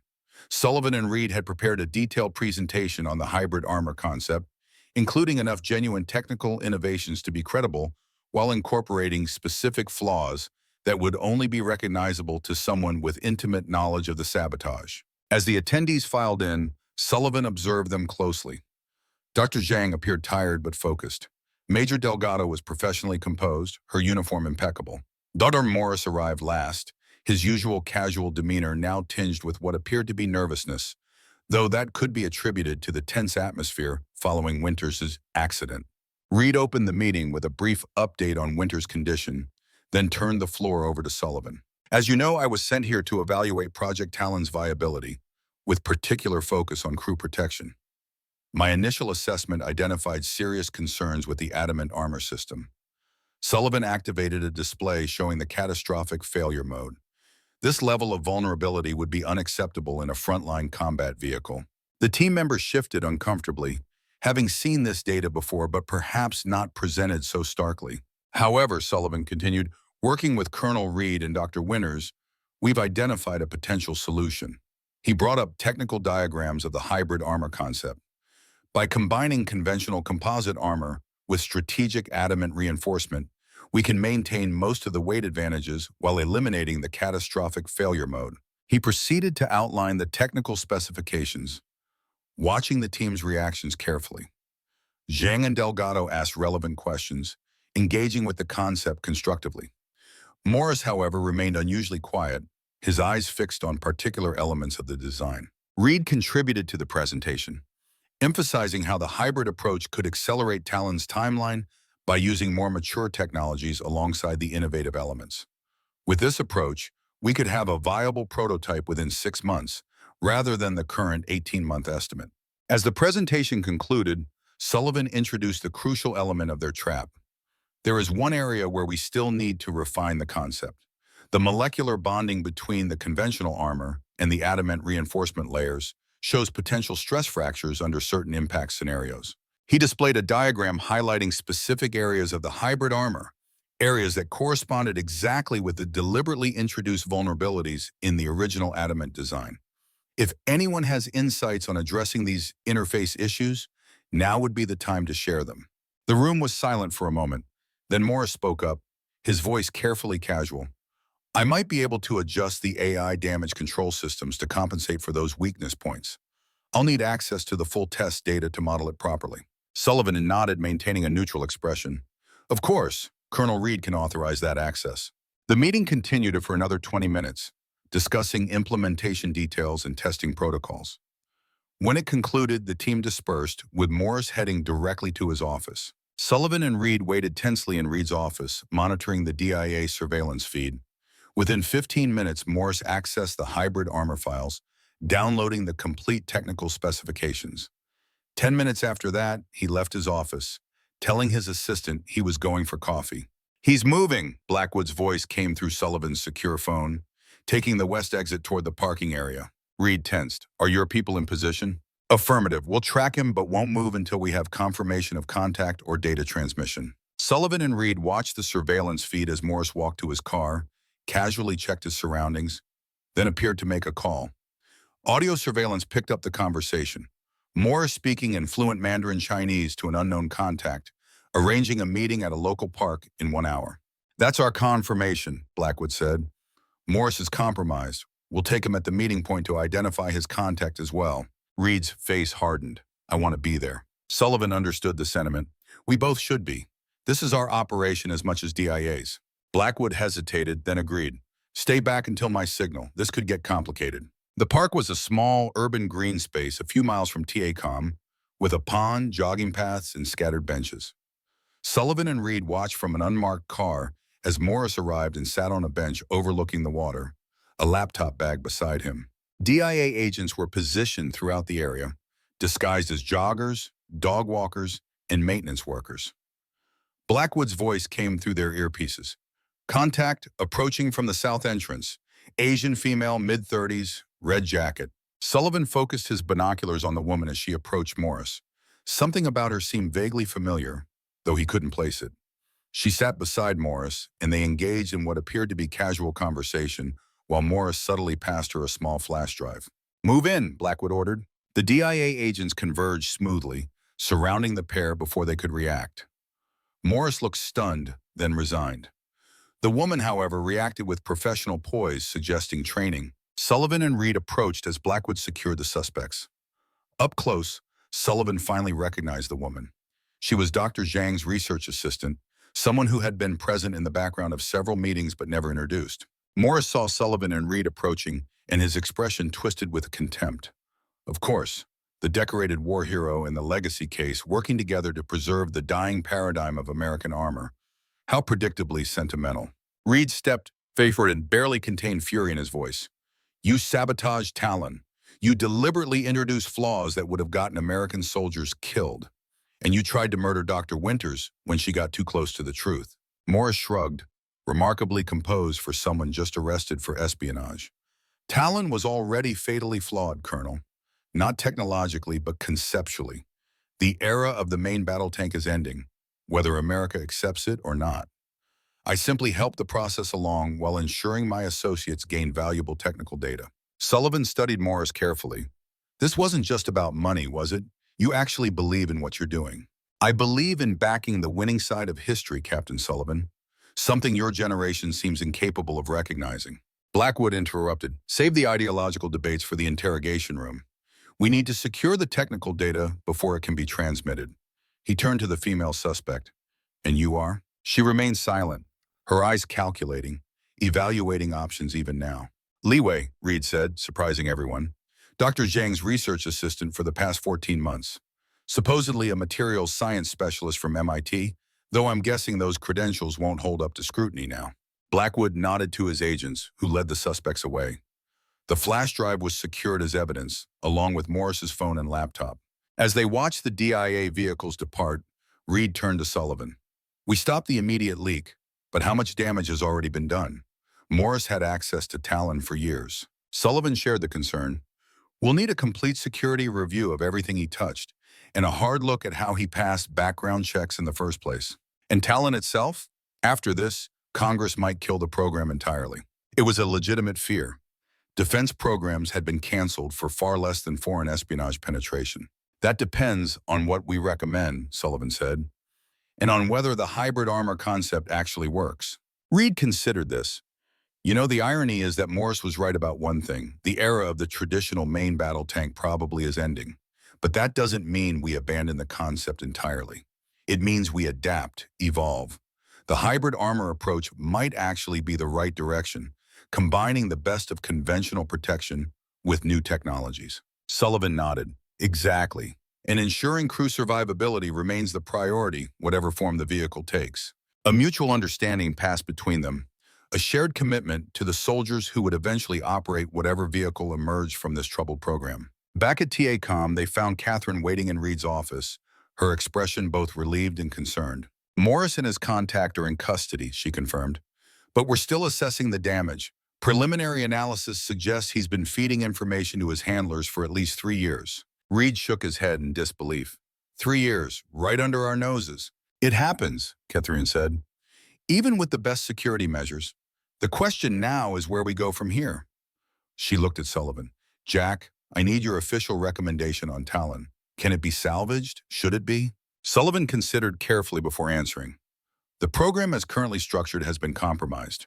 The adamant armor in its pure form is a dead end, at least for now. But the hybrid concept has genuine merit, and many of Talon's other innovations remain valuable. So you're recommending we continue, but with a redirected focus? Yes, scale back the ambition somewhat, focus on evolutionary rather than revolutionary change. Maintain the crew protection standards that have served us well, while incorporating the viable technological advances. Reed nodded in agreement. A more balanced approach, not the clean sheet design we originally envisioned, but potentially more effective in the near term. Catherine made notes on her tablet. Congress will want answers about how this happened and assurances it won't happen again. They'll get them, Reed promised. Complete security overhaul, new vetting procedures, compartmentalized access to critical technologies. And Dr. Winters, Sullivan asked? Her contribution has been crucial, and she nearly paid with her life. She'll get full credit, Catherine assured him, and protection until we're certain all the co-conspirators have been identified. As the meeting concluded, Catherine asked Sullivan to walk with her. Outside in the crisp Michigan air, she spoke more personally. You did good work here, Jack. Not just identifying the sabotage, but finding a path forward for Talon. I had help. Reed turned out to be a better ally than expected once we moved past our history. Catherine smiled slightly. Sometimes the past can be overcome when the stakes are high enough. She paused. Speaking of which, I've been thinking about us, about how things ended. Sullivan raised an eyebrow. That was a long time ago, Catherine. Yes and no. Some things don't change, like your fundamental commitment to protecting soldiers, even at personal cost. It's what I admired about you then, what I still admire. Sullivan wasn't sure how to respond to this unexpected opening. Catherine seemed to sense his uncertainty. I'm not suggesting we rewrite history, Jack, just acknowledging that working together again has reminded me of what we once had, and making me wonder if we were too quick to let it go. Before Sullivan could formulate a response, Catherine's phone rang. She checked it, frowning. I have to take this. It's the secretary. She touched his arm lightly. Think about what I said. We'll talk more later. As she walked away, Sullivan found himself unexpectedly contemplative. The mission had been about saving Talon, about protecting future American tank crews. He hadn't anticipated it might also reopen doors he had long considered permanently closed. His phone rang, interrupting his thoughts. It was the hospital. Dr. Winters was awake and asking to speak with him urgently. 20 minutes later, Sullivan arrived at Detroit Medical Center. Winters was pale but alert, her injuries immobilizing her, but apparently not dampening her mental acuity. Captain Sullivan, thank you for coming. Her voice was weak but determined. I understand you caught Morris. Well done. How did you know? Colonel Reed called. He's been surprisingly attentive. A ghost of a smile touched her lips before her expression turned serious again. But that's not why I asked you here. There's something you need to know, something I didn't put in any official reports or discuss with anyone. Sullivan moved closer, concerned by her urgency. What is it? The adamant formula, the original uncorrupted version. I kept a separate copy of all my research, offline after I began to suspect tampering. It's in my personal safe at home. She wrote an address and combination on a notepad. The data shows that a pure adamant implementation is actually viable, but not in the configuration Morris pushed for. Sullivan took the note. Why are you telling me this now? Why not Reed or Catherine? Winters held his gaze. Because I'm not entirely sure who else might be compromised. Morris was the obvious saboteur, but some of the changes to Adamant required higher-level authorization than he possessed. He had help, Captain, and until we know from whom, the original formula needs to stay secure. The implication was disturbing. If Morris had a co-conspirator with higher authorization, the conspiracy reached further than they had assumed. "I'll secure the data," Sullivan promised, "and we'll figure out who else was involved." Winters nodded, then winced at the movement. "Be careful, Captain. Adamant isn't just another armor system. If perfected, it could change the balance of power in conventional warfare. That makes it valuable beyond measure to certain interests." As Sullivan left the hospital, he pondered Winter's warning. The Talon investigation had revealed one layer of conspiracy, but apparently not the full extent. Someone with higher authority had assisted Morris, someone who remained unidentified and potentially still active within the program. The question was who and how to flush them out without endangering the progress they had made. Sullivan had promised Reed that Talon could be saved in modified form. Now he had to ensure that promise could be kept, even as the conspiracy potentially reached into the program's highest levels. He drove toward Winter's address, the secure data his immediate priority, but his mind was already working on the larger puzzle, the deeper conspiracy that threatened not just Talon, but potentially American armored warfare doctrine itself. This was no longer just about evaluating a troubled program or resolving old personal histories. It had become a race to protect vital national security technology from those who would compromise it for foreign powers. And somewhere within the ranks of those Sullivan was working with lurked at least one more traitor. The stakes had just risen dramatically, and with them, the personal risk to Sullivan himself. As he drove through Detroit's fading afternoon light, he couldn't help but feel he was heading not just toward Winter's hidden data, but toward a confrontation that would test everything he had learned in his decades of military service. Some battles were fought with tanks and guns, others with information and trust. Both could be equally lethal to those caught in the crossfire. The evening shadows lengthened across Detroit's suburban landscape as Sullivan approached Dr. Winters' modest home. It was a simple craftsman-style house on a quiet street with well-tended shrubs and a small front porch.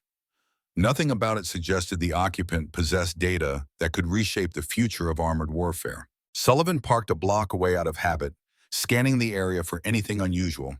Nothing caught his attention, but the hairs on the back of his neck still stood up. Years in combat had taught him to trust that sensation. Someone was watching, or had been recently. He approached cautiously, noting the security system indicators by the front door. Winters lived alone but had taken precautions. Good for her, though perhaps not enough given recent events. The house appeared undisturbed, no signs of forced entry. Sullivan used the key Winters had given him along with the safe combination, entering quickly and securing the door behind him. Inside, the home reflected its owner, orderly, intelligent, with bookshelves dominating the living room and scientific journals neatly stacked on the coffee table. Following Winters' instructions, Sullivan located the floor safe hidden beneath an area rug in the home office. The combination worked smoothly, revealing a fireproof document case and several external hard drives sealed in protective containers. As Sullivan reached for the case, a floorboard creaked somewhere in the house. He froze, instincts sharpening instantly. That wasn't the normal settling of an empty home. Someone else was here. In one fluid motion, Sullivan closed the safe without removing its contents and moved silently to the side of the office door, back pressed against the wall. He had no weapon, having left the military behind years ago, but his combat training remained ingrained in muscle memory. Footsteps approached slowly, deliberately, someone trying to move quietly but unfamiliar with which floorboards would betray their presence. Sullivan controlled his breathing, listening intently as the intruder paused just outside the door. The moment stretched, a silent contest of wills. Then a shadow fell across the threshold as someone began to enter. Sullivan moved with the explosive power that had once made him an effective hand-to-hand combat instructor. He seized the intruder's arm, using their forward momentum to propel them off balance while simultaneously securing their weapon hand. Only as he completed the movement, forcing the intruder face down onto the floor with their arm twisted behind their back, did Sullivan recognize his captive. "Lieutenant Parker?" Sullivan eased the pressure slightly but maintained control. "What the hell are you doing here?" The young officer struggled briefly before going still. "Captain Sullivan, I can explain. I'm sure you can. Start with how you knew about this location, which Dr. Winters shared with me privately less than 2 hours ago. Parker grimaced. I've been monitoring her communications, and yours. Sullivan applied slightly more pressure to the arm lock, eliciting a pained gasp. On whose authority? Colonel Reed's, or so I thought. Explain. Parker took a shaky breath. After you arrived at TACOM, I was approached by someone claiming to represent Colonel Reed. They said you were under investigation as a security risk, and I was to report all your movements and contacts.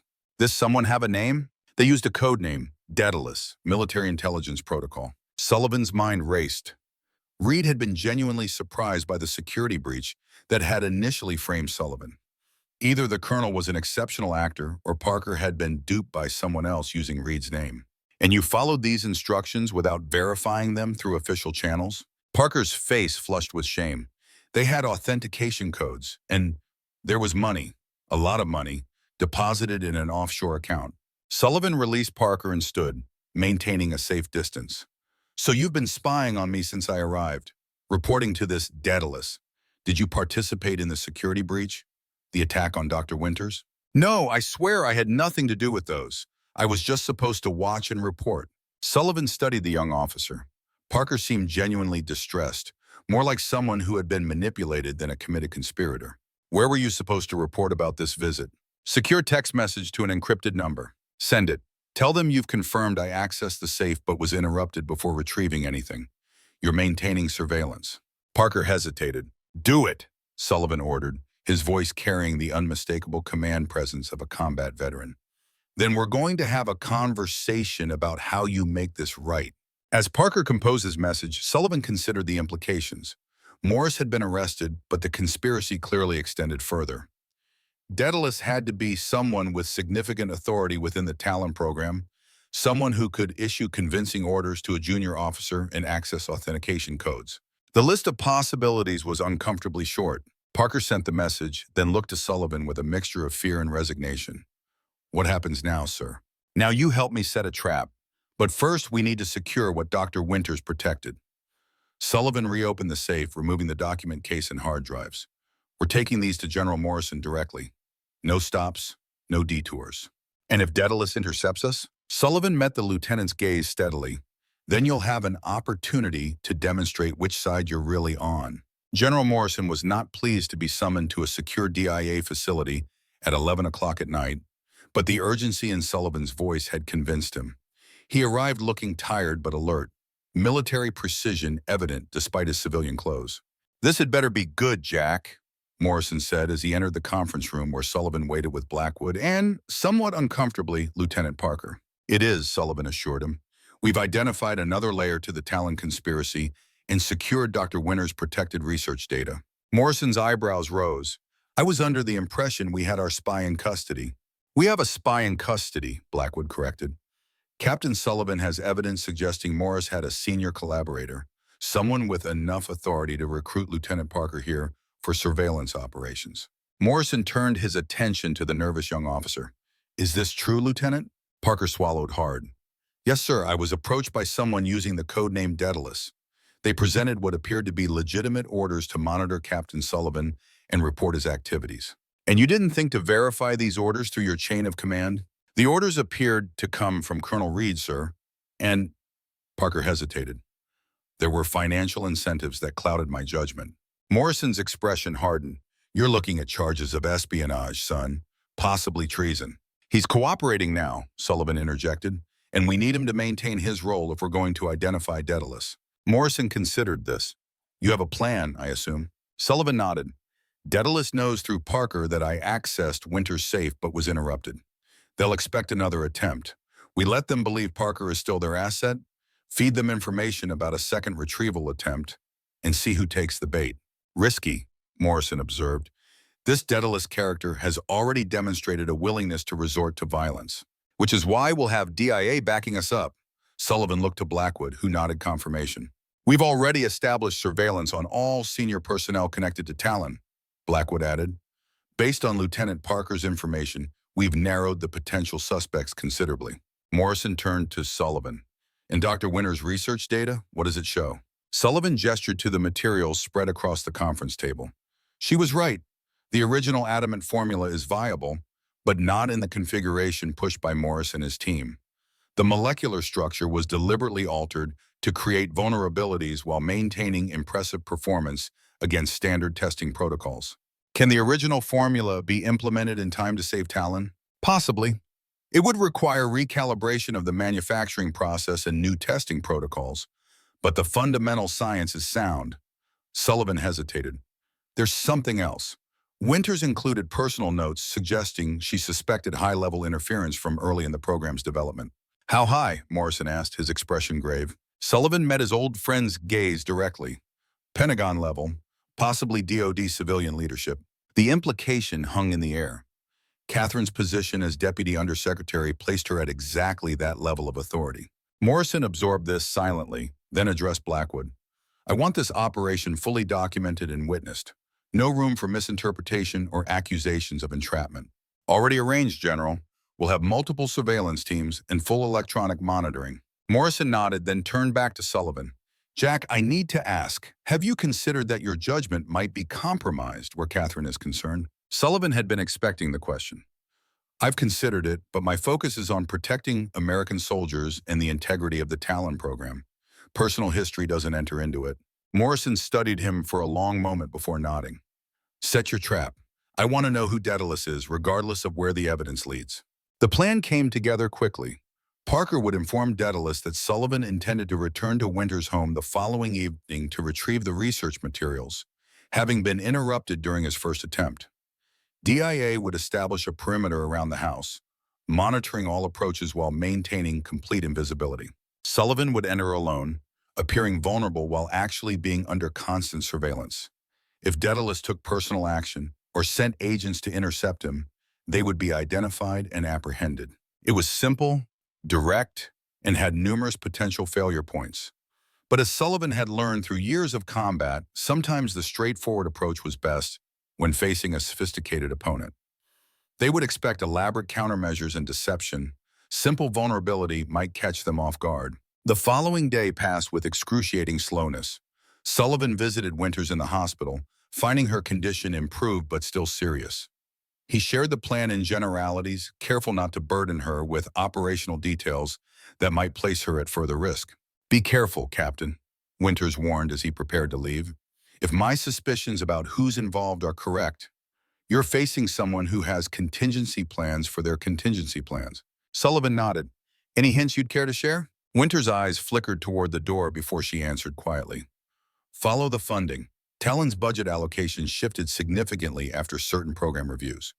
The official record shows that changes were approved by committee, but I remember specific discussions that never made it into the minutes. Who led those committees? That's just it.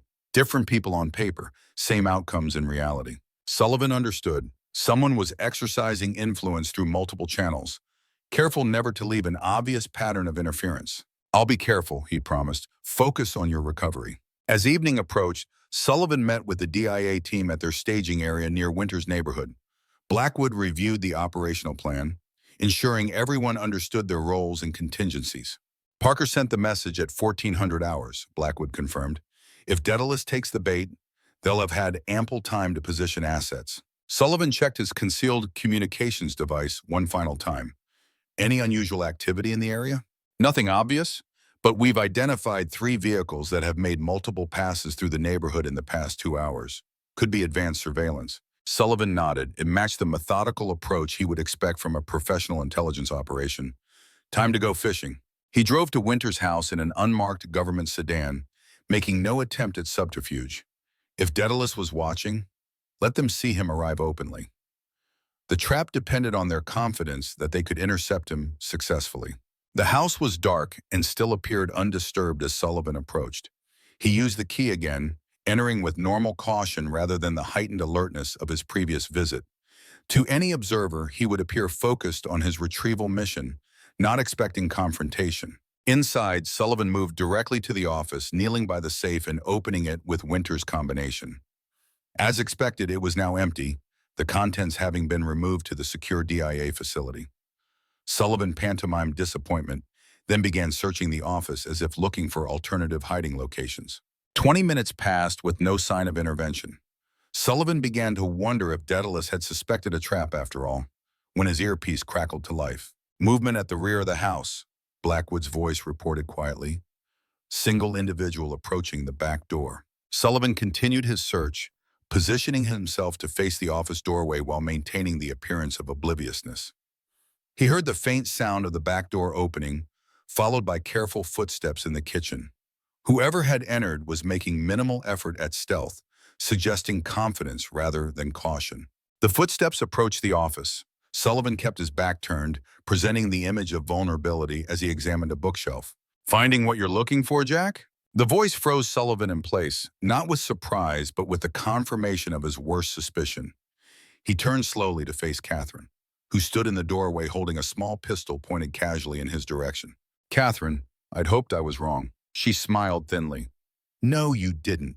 You've suspected me since the security breach. Probably before that." Sullivan stayed where he was, hands visible, mind racing through implications and options. Catherine as Daedalus explained so much. Her detailed knowledge of Talon, her ability to issue convincing orders to personnel like Parker, her access to program funding and security protocols. "Why?" he asked simply. "You've dedicated your career to American defense capabilities. Why compromise them now?" Catherine entered this room fully, maintaining her distance and a clear line of fire. "You're thinking too narrowly, Jack. This isn't about damaging American capabilities, it's about guiding them in the right direction. By sabotaging Talon? By nearly killing Emily Winters?" A flicker of genuine regret crossed Catherine's face. Emily's injury was unfortunate. Morris overreacted. He wasn't supposed to take direct action, merely ensure the test rig would fail during an unmanned trial.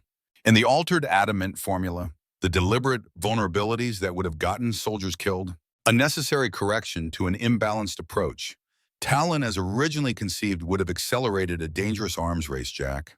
A new generation of supertanks would have destabilized conventional deterrence models that have kept major powers from direct confrontation for decades. Sullivan studied her, seeing the absolute conviction in her eyes. Catherine truly believed in what she was doing. So you compromised Talon to what? Preserve strategic stability? To guide its evolution toward a more balanced capability. One that maintains America's edge without triggering destabilizing responses from our adversaries. She gestured with the pistol. "Where is Winter's research data? I know you found it. In DIA custody, along with evidence of your involvement with Morris." Catherine's expression hardened. "There is no direct evidence connecting me to Morris. He doesn't even know who I am. I use cutouts for all communications, and the money trail leads through a dozen shell companies and foreign banks." "Then why are you here personally? Why expose yourself now?" A smile touched Catherine's lips. "Because I know you, Jack. I know how you think, how you operate. And I know you wouldn't have left the data in an unsecured location after finding it once." Sullivan maintained steady eye contact. "You took an oath, Catherine, to support and defend the Constitution against all enemies, foreign and domestic. How does this action honor that oath?" "By preventing a new era of conventional warfare that could escalate to nuclear exchange. Sometimes the greatest threats to national security come from within, from well-intentioned patriots who can't see beyond traditional metrics of military advantage." Sullivan heard the faint sounds of DIA agents moving into position outside the house. Catherine was moments away from being apprehended. Yet he felt a profound sadness rather than triumph. This woman had once shared his life, his values. Somewhere along the way, her perspective had warped, transforming duty into something unrecognizable. "It's over, Catherine. DIA has the house surrounded. They've heard every word." Catherine didn't appear surprised. "I suspected as much. But I needed to know for certain what you discovered and what you intended to do with it. And now? Now we negotiate. My knowledge of Talon, of Adamant's true potential, is irreplaceable. The program will fail without my guidance, regardless of Morris's removal or Winter's original formula." Sullivan shook his head. "That's not how this works. You've committed espionage, possibly treason. There's no negotiation that erases that. You'd be surprised what can be arranged at my level, Jack. National security is rarely as black and white as you combat officers prefer to believe." Before Sullivan could respond, the distant sound of breaking glass came from elsewhere in the house. Catherine's expression changed instantly from confidence to calculation. "That's not your DIA friends, is it?" she asked, already knowing the answer. Sullivan tensed. "Who else is here, Catherine?" "Insurance policy. It seems my Chinese contacts were unwilling to trust in my negotiating skills alone. She glanced toward the hallway. We have perhaps 30 seconds before they reach us. They want Winter's research data, and they'll eliminate anyone in their way. Sullivan assessed the situation with combat clarity. Catherine remained armed and dangerous, but now represented a lesser threat than the approaching Chinese operatives. We can both leave through the window, he said, gesturing to the office's side window. DIA will intercept us, but you'll be in American custody, not disappeared by foreign agents. Catherine hesitated, and in that moment Sullivan saw the reality of her position crash down upon her. She had believed herself in control, playing both sides with professional precision. Now she faced the consequence that every double agent eventually confronted. Neither side fully trusted her, and both would sacrifice her without hesitation when convenient. Footsteps approached rapidly in the hallway. Catherine made her decision, lowering the pistol slightly. Go, I'll delay them. That's suicide. It's consequence, Jack, something you always understood better than I did. Her eyes met his with unexpected clarity. Some choices can't be undone or negotiated away. I made mine. Sullivan knew better than to waste time arguing with a decision that had already solidified. He moved quickly to the window, forcing it open as the footsteps reached the doorway. Catherine turned, raising her weapon toward the new threat. Federal agent, drop your weapons. Sullivan didn't see what happened next. He was already through the window, rolling into the shrubbery below as gunshots erupted inside the house. DIA agents converged on his position, pulling him to cover as more agents breached the house from multiple entry points. Catherine's still inside, Sullivan reported urgently, along with unknown number of hostile operatives. Blackwood acknowledged with a nod, directing his tactical team through hand signals. The gunfire inside had stopped, replaced by shouts in English and Mandarin. Minutes later, DIA agents emerged escorting 2 Chinese nationals in custody. Both appeared to be experienced operatives, their expressions professionally blank despite their capture. Sullivan looked past them anxiously. Catherine? Blackwood's expression told him everything before words were spoken. I'm sorry, Jack. She engaged the hostiles, gave our entry team critical seconds to breach. Took 2 rounds center mass. Sullivan closed his eyes briefly, absorbing the impact of this news. Whatever Catherine had become, whatever lines she had crossed, she had made a final choice that aligned with the oath she had once taken. It didn't erase her actions, but it complicated any simple judgment of them. She's still alive, Blackwood added, but it's not good. Medevac is 2 minutes out. Sullivan moved immediately toward the house, ignoring Blackwood's attempt to stop him. Inside, he found Catherine on the office floor, DIA medical personnel working frantically to stabilize her. Blood soaked through her clothing despite pressure bandages. Her eyes fluttered open as Sullivan knelt beside her, focusing on his face with visible effort. You were right, she whispered, each word clearly costing her. About Talon, about everything. The formula. Save your string, Sullivan urged, taking her hand. Help is coming. Catherine managed a weak smile. Always the optimist. Listen to me. The original adamant formula works. I verified it myself before initiating the alterations. It would have revolutionized armor protection without the vulnerabilities Morris introduced. Why sabotage it then? Why not just redirect the program openly? Politics, funding, foreign policy considerations too complex to explain. Her breathing grew more labored. Some programs need to succeed completely or fail definitively to set the right course. Half measures lead to worst outcomes.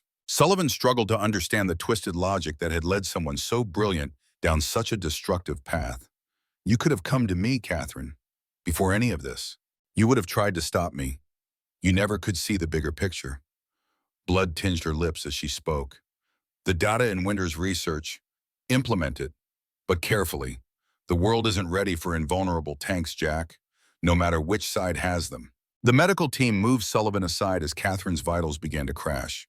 He watched them work with the desperate efficiency of those trained to save lives, regardless of the patient's identity or actions.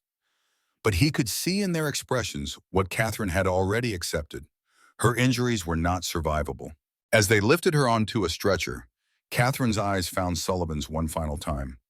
No words were spoken, but in that gaze he saw regret, acceptance, and perhaps a glimpse of the woman he had once loved, before ambition and diverging values had separated them. Then she was gone, rushed to the waiting medevac helicopter with slim hope of survival. Sullivan stood in the blood-stained office, a storm of emotions threatening to overwhelm his professional detachment. Blackwood approached cautiously. "We need your debrief, Captain, and decisions need to be made about Talon's future in light of these developments." Sullivan nodded. The mission remained, regardless of personal cost. American soldiers would eventually operate whatever vehicle emerged from this troubled program. Their protection remained paramount, whatever conflicting political and strategic considerations might exist at higher levels. Catherine died in surgery 2 hours later, never regaining consciousness. The official record would show she had been killed in action while preventing foreign operatives from obtaining classified technology. Only a handful of people would ever know her full role in compromising that same technology. Sullivan provided his complete debrief to a joint DIA and Pentagon team, including his recommendations for Talon's future. The hybrid armor concept, enhanced with Winter's uncorrupted adamant formula, represented the best path forward, balancing innovation with proven protection principles. 3 days after the operation at Winter's house, Sullivan was summoned to General Morrison's Pentagon office. The general looked tired but resolute as Sullivan entered. "Jack, thank you for coming. Please sit." Sullivan took the offered seat. "Have decisions been made about Talon?" Morrison nodded. "The Secretary has reviewed your recommendations along with Dr. Winter's research data. Talon will continue with the hybrid armor approach, incorporating elements of the original adamant formula, but with additional safeguards and testing protocols. And the Chinese intelligence connection? Being addressed through diplomatic and intelligence channels. Their interest in adamant confirms its strategic value, which makes protecting the legitimate research all the more important." Sullivan absorbed this, relieved that the program would continue on a sound foundation despite the conspiracy that had nearly derailed it. "And Catherine's role? Will that become public?" Morrison shook his head. "Classified at the highest level. Officially, she died preventing espionage, not participating in it. Her family deserves that much, at least." Sullivan understood the decision, though it left him with complex feelings. Catherine's betrayal had been real, but so had her final act of redemption. History would record only the latter, an incomplete truth that nonetheless served a greater purpose. "There's something else," Morrison continued. "Colonel Reed has requested you join the restructured Talon development team as Chief Survivability Advisor. He believes your perspective has been validated and is essential to the program's success moving forward." Sullivan hadn't expected this. "Reed and I have history, which he seems prepared to set aside in service to the mission." His exact words were, "Sullivan understands what matters most in tank design. The crew comes first, technology second." It was a significant acknowledgement from someone who had viewed Sullivan with such hostility initially. Perhaps Reed had finally come to terms with his father's death and Sullivan's role in it. "I'll consider it," Sullivan said, "though I'm not sure returning to active service at my age is practical." Morrison smiled slightly. "It would be a civilian advisory position, though with full security clearance and program access. Your combat experience combined with your historical perspective makes you uniquely qualified." Sullivan nodded, the possibility taking shape in his mind. Perhaps there was value in returning to the world he had left behind, in helping ensure the next generation of American armor protected its crews as effectively as the vehicles he had once commanded. "One final thing," Morrison said, his tone shifting to something more personal. "Catherine left a letter for you. It was found in her personal safe to be delivered in the event of her death." He handed Sullivan a sealed envelope, the paper heavy and formal. Sullivan accepted it without comment, tucking it into his jacket pocket. Whatever final words Catherine had left for him would be addressed privately, away from official scrutiny. "Thank you, Frank," Sullivan said, rising to leave, "for trusting me with this mission, despite the outcome." Morrison stood as well. "The mission was accomplished, Jack. Talon was saved, the conspiracy exposed, the personal cost," he hesitated, "is part of service that civilians rarely understand." Sullivan departed the Pentagon with Catherine's letter burning a metaphorical hole in his pocket. He waited until evening, sitting alone in his hotel room with a glass of scotch, before finally opening it. Inside was a single page of Catherine's precise handwriting. "Jack, if you're reading this, I've fallen in a game far more complex than either of us fully understood. I made choices I can't justify to you, though they made sense within the labyrinth of competing interests I navigated daily. Know this, I never stopped believing in American strength. I simply came to define it differently than the young officer who once shared your ideals in your bed. Global security requires balance, constraints, mutual vulnerabilities that prevent escalation to unthinkable extremes. Talon in its pure form would have shattered that balance. Perhaps you'll disagree until your dying day. Perhaps history will prove one of us right eventually. What matters now is that you're positioned to influence what comes next. Remember that technological advantage without strategic wisdom is a path to conflict, not security. The best tank is one that never needs to fire its gun in anger because its very existence deters the fight. I have regrets, Jack. Too many to enumerate, but loving you, however imperfectly, was never among them. Catherine. Sullivan read the letter twice, then set it aside to finish his scotch. Catherine had remained enigmatic to the end, her motivations a complex mixture of genuine strategic concern and moral compromise. He would never fully reconcile the woman he had known with the one who had conspired against American interests. However, she justified her actions. Some truths remained beyond complete understanding, like the chaos of combat or the shifting values of someone traveling a divergent path through life. 6 months later, Sullivan stood in the massive testing facility at Aberdeen Proving Ground, watching as the first prototype of the redesigned Talon tank maneuvered through a challenging obstacle course. Beside him, Colonel Reed and Dr. Winters, now recovered from her injuries, observed with professional scrutiny. The vehicle looked different from the original Talon concept, more substantial in its protection while maintaining impressive mobility. The hybrid armor approach had proven successful in preliminary testing, demonstrating the resilience of traditional composites enhanced by strategic adamant reinforcement. Most importantly, crew survivability had returned to its rightful place as the primary design consideration. American tank crews would ride into future conflicts with the best protection human ingenuity could provide, even as other performance parameters pushed boundaries of what was possible. Impressive, Sullivan acknowledged as the tank completed the course. The crew compartment isolation system is particularly well executed. Reed nodded. Your input on that was invaluable. The additional weight was worth the protection redundancy. Winters smiled slightly. Adamant is still exceeding expectations in the reinforcement zones. With another year of refinement, we might extend its use further. Sullivan understood the professional pride in her voice. After nearly being killed for her work, seeing it finally implemented properly represented a personal vindication as well as a technical achievement. My father would have approved, Reed said quietly, surprising Sullivan with the personal reference. He always said the measure of a tank wasn't its gun or its speed, but how well it brought its crew home. He was right, Sullivan agreed, and he'd be proud of what you've accomplished here. Reed met his gaze directly. What we've accomplished. Despite our history, despite everything that happened with Catherine and the conspiracy, you stayed focused on what mattered. The mission, the crews. It was the closest thing to personal reconciliation Reed had offered, and Sullivan accepted it with a nod of acknowledgement. Some wounds never fully healed, but they could scar over sufficiently to allow forward progress. As they watched the Talon prototype begin another test run, Sullivan reflected on the journey that had brought them here. From the deserts of Iraq decades ago to this proving ground where America's future armor was taking shape, he had remained constant in his core belief.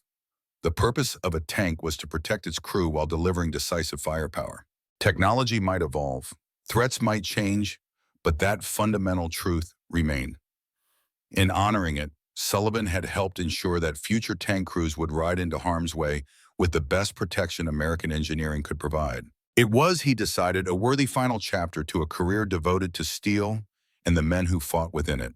Not the glory of combat or the accolades of rank advancement, but the quiet satisfaction of knowing that American soldiers would come home to their families because of decisions made here.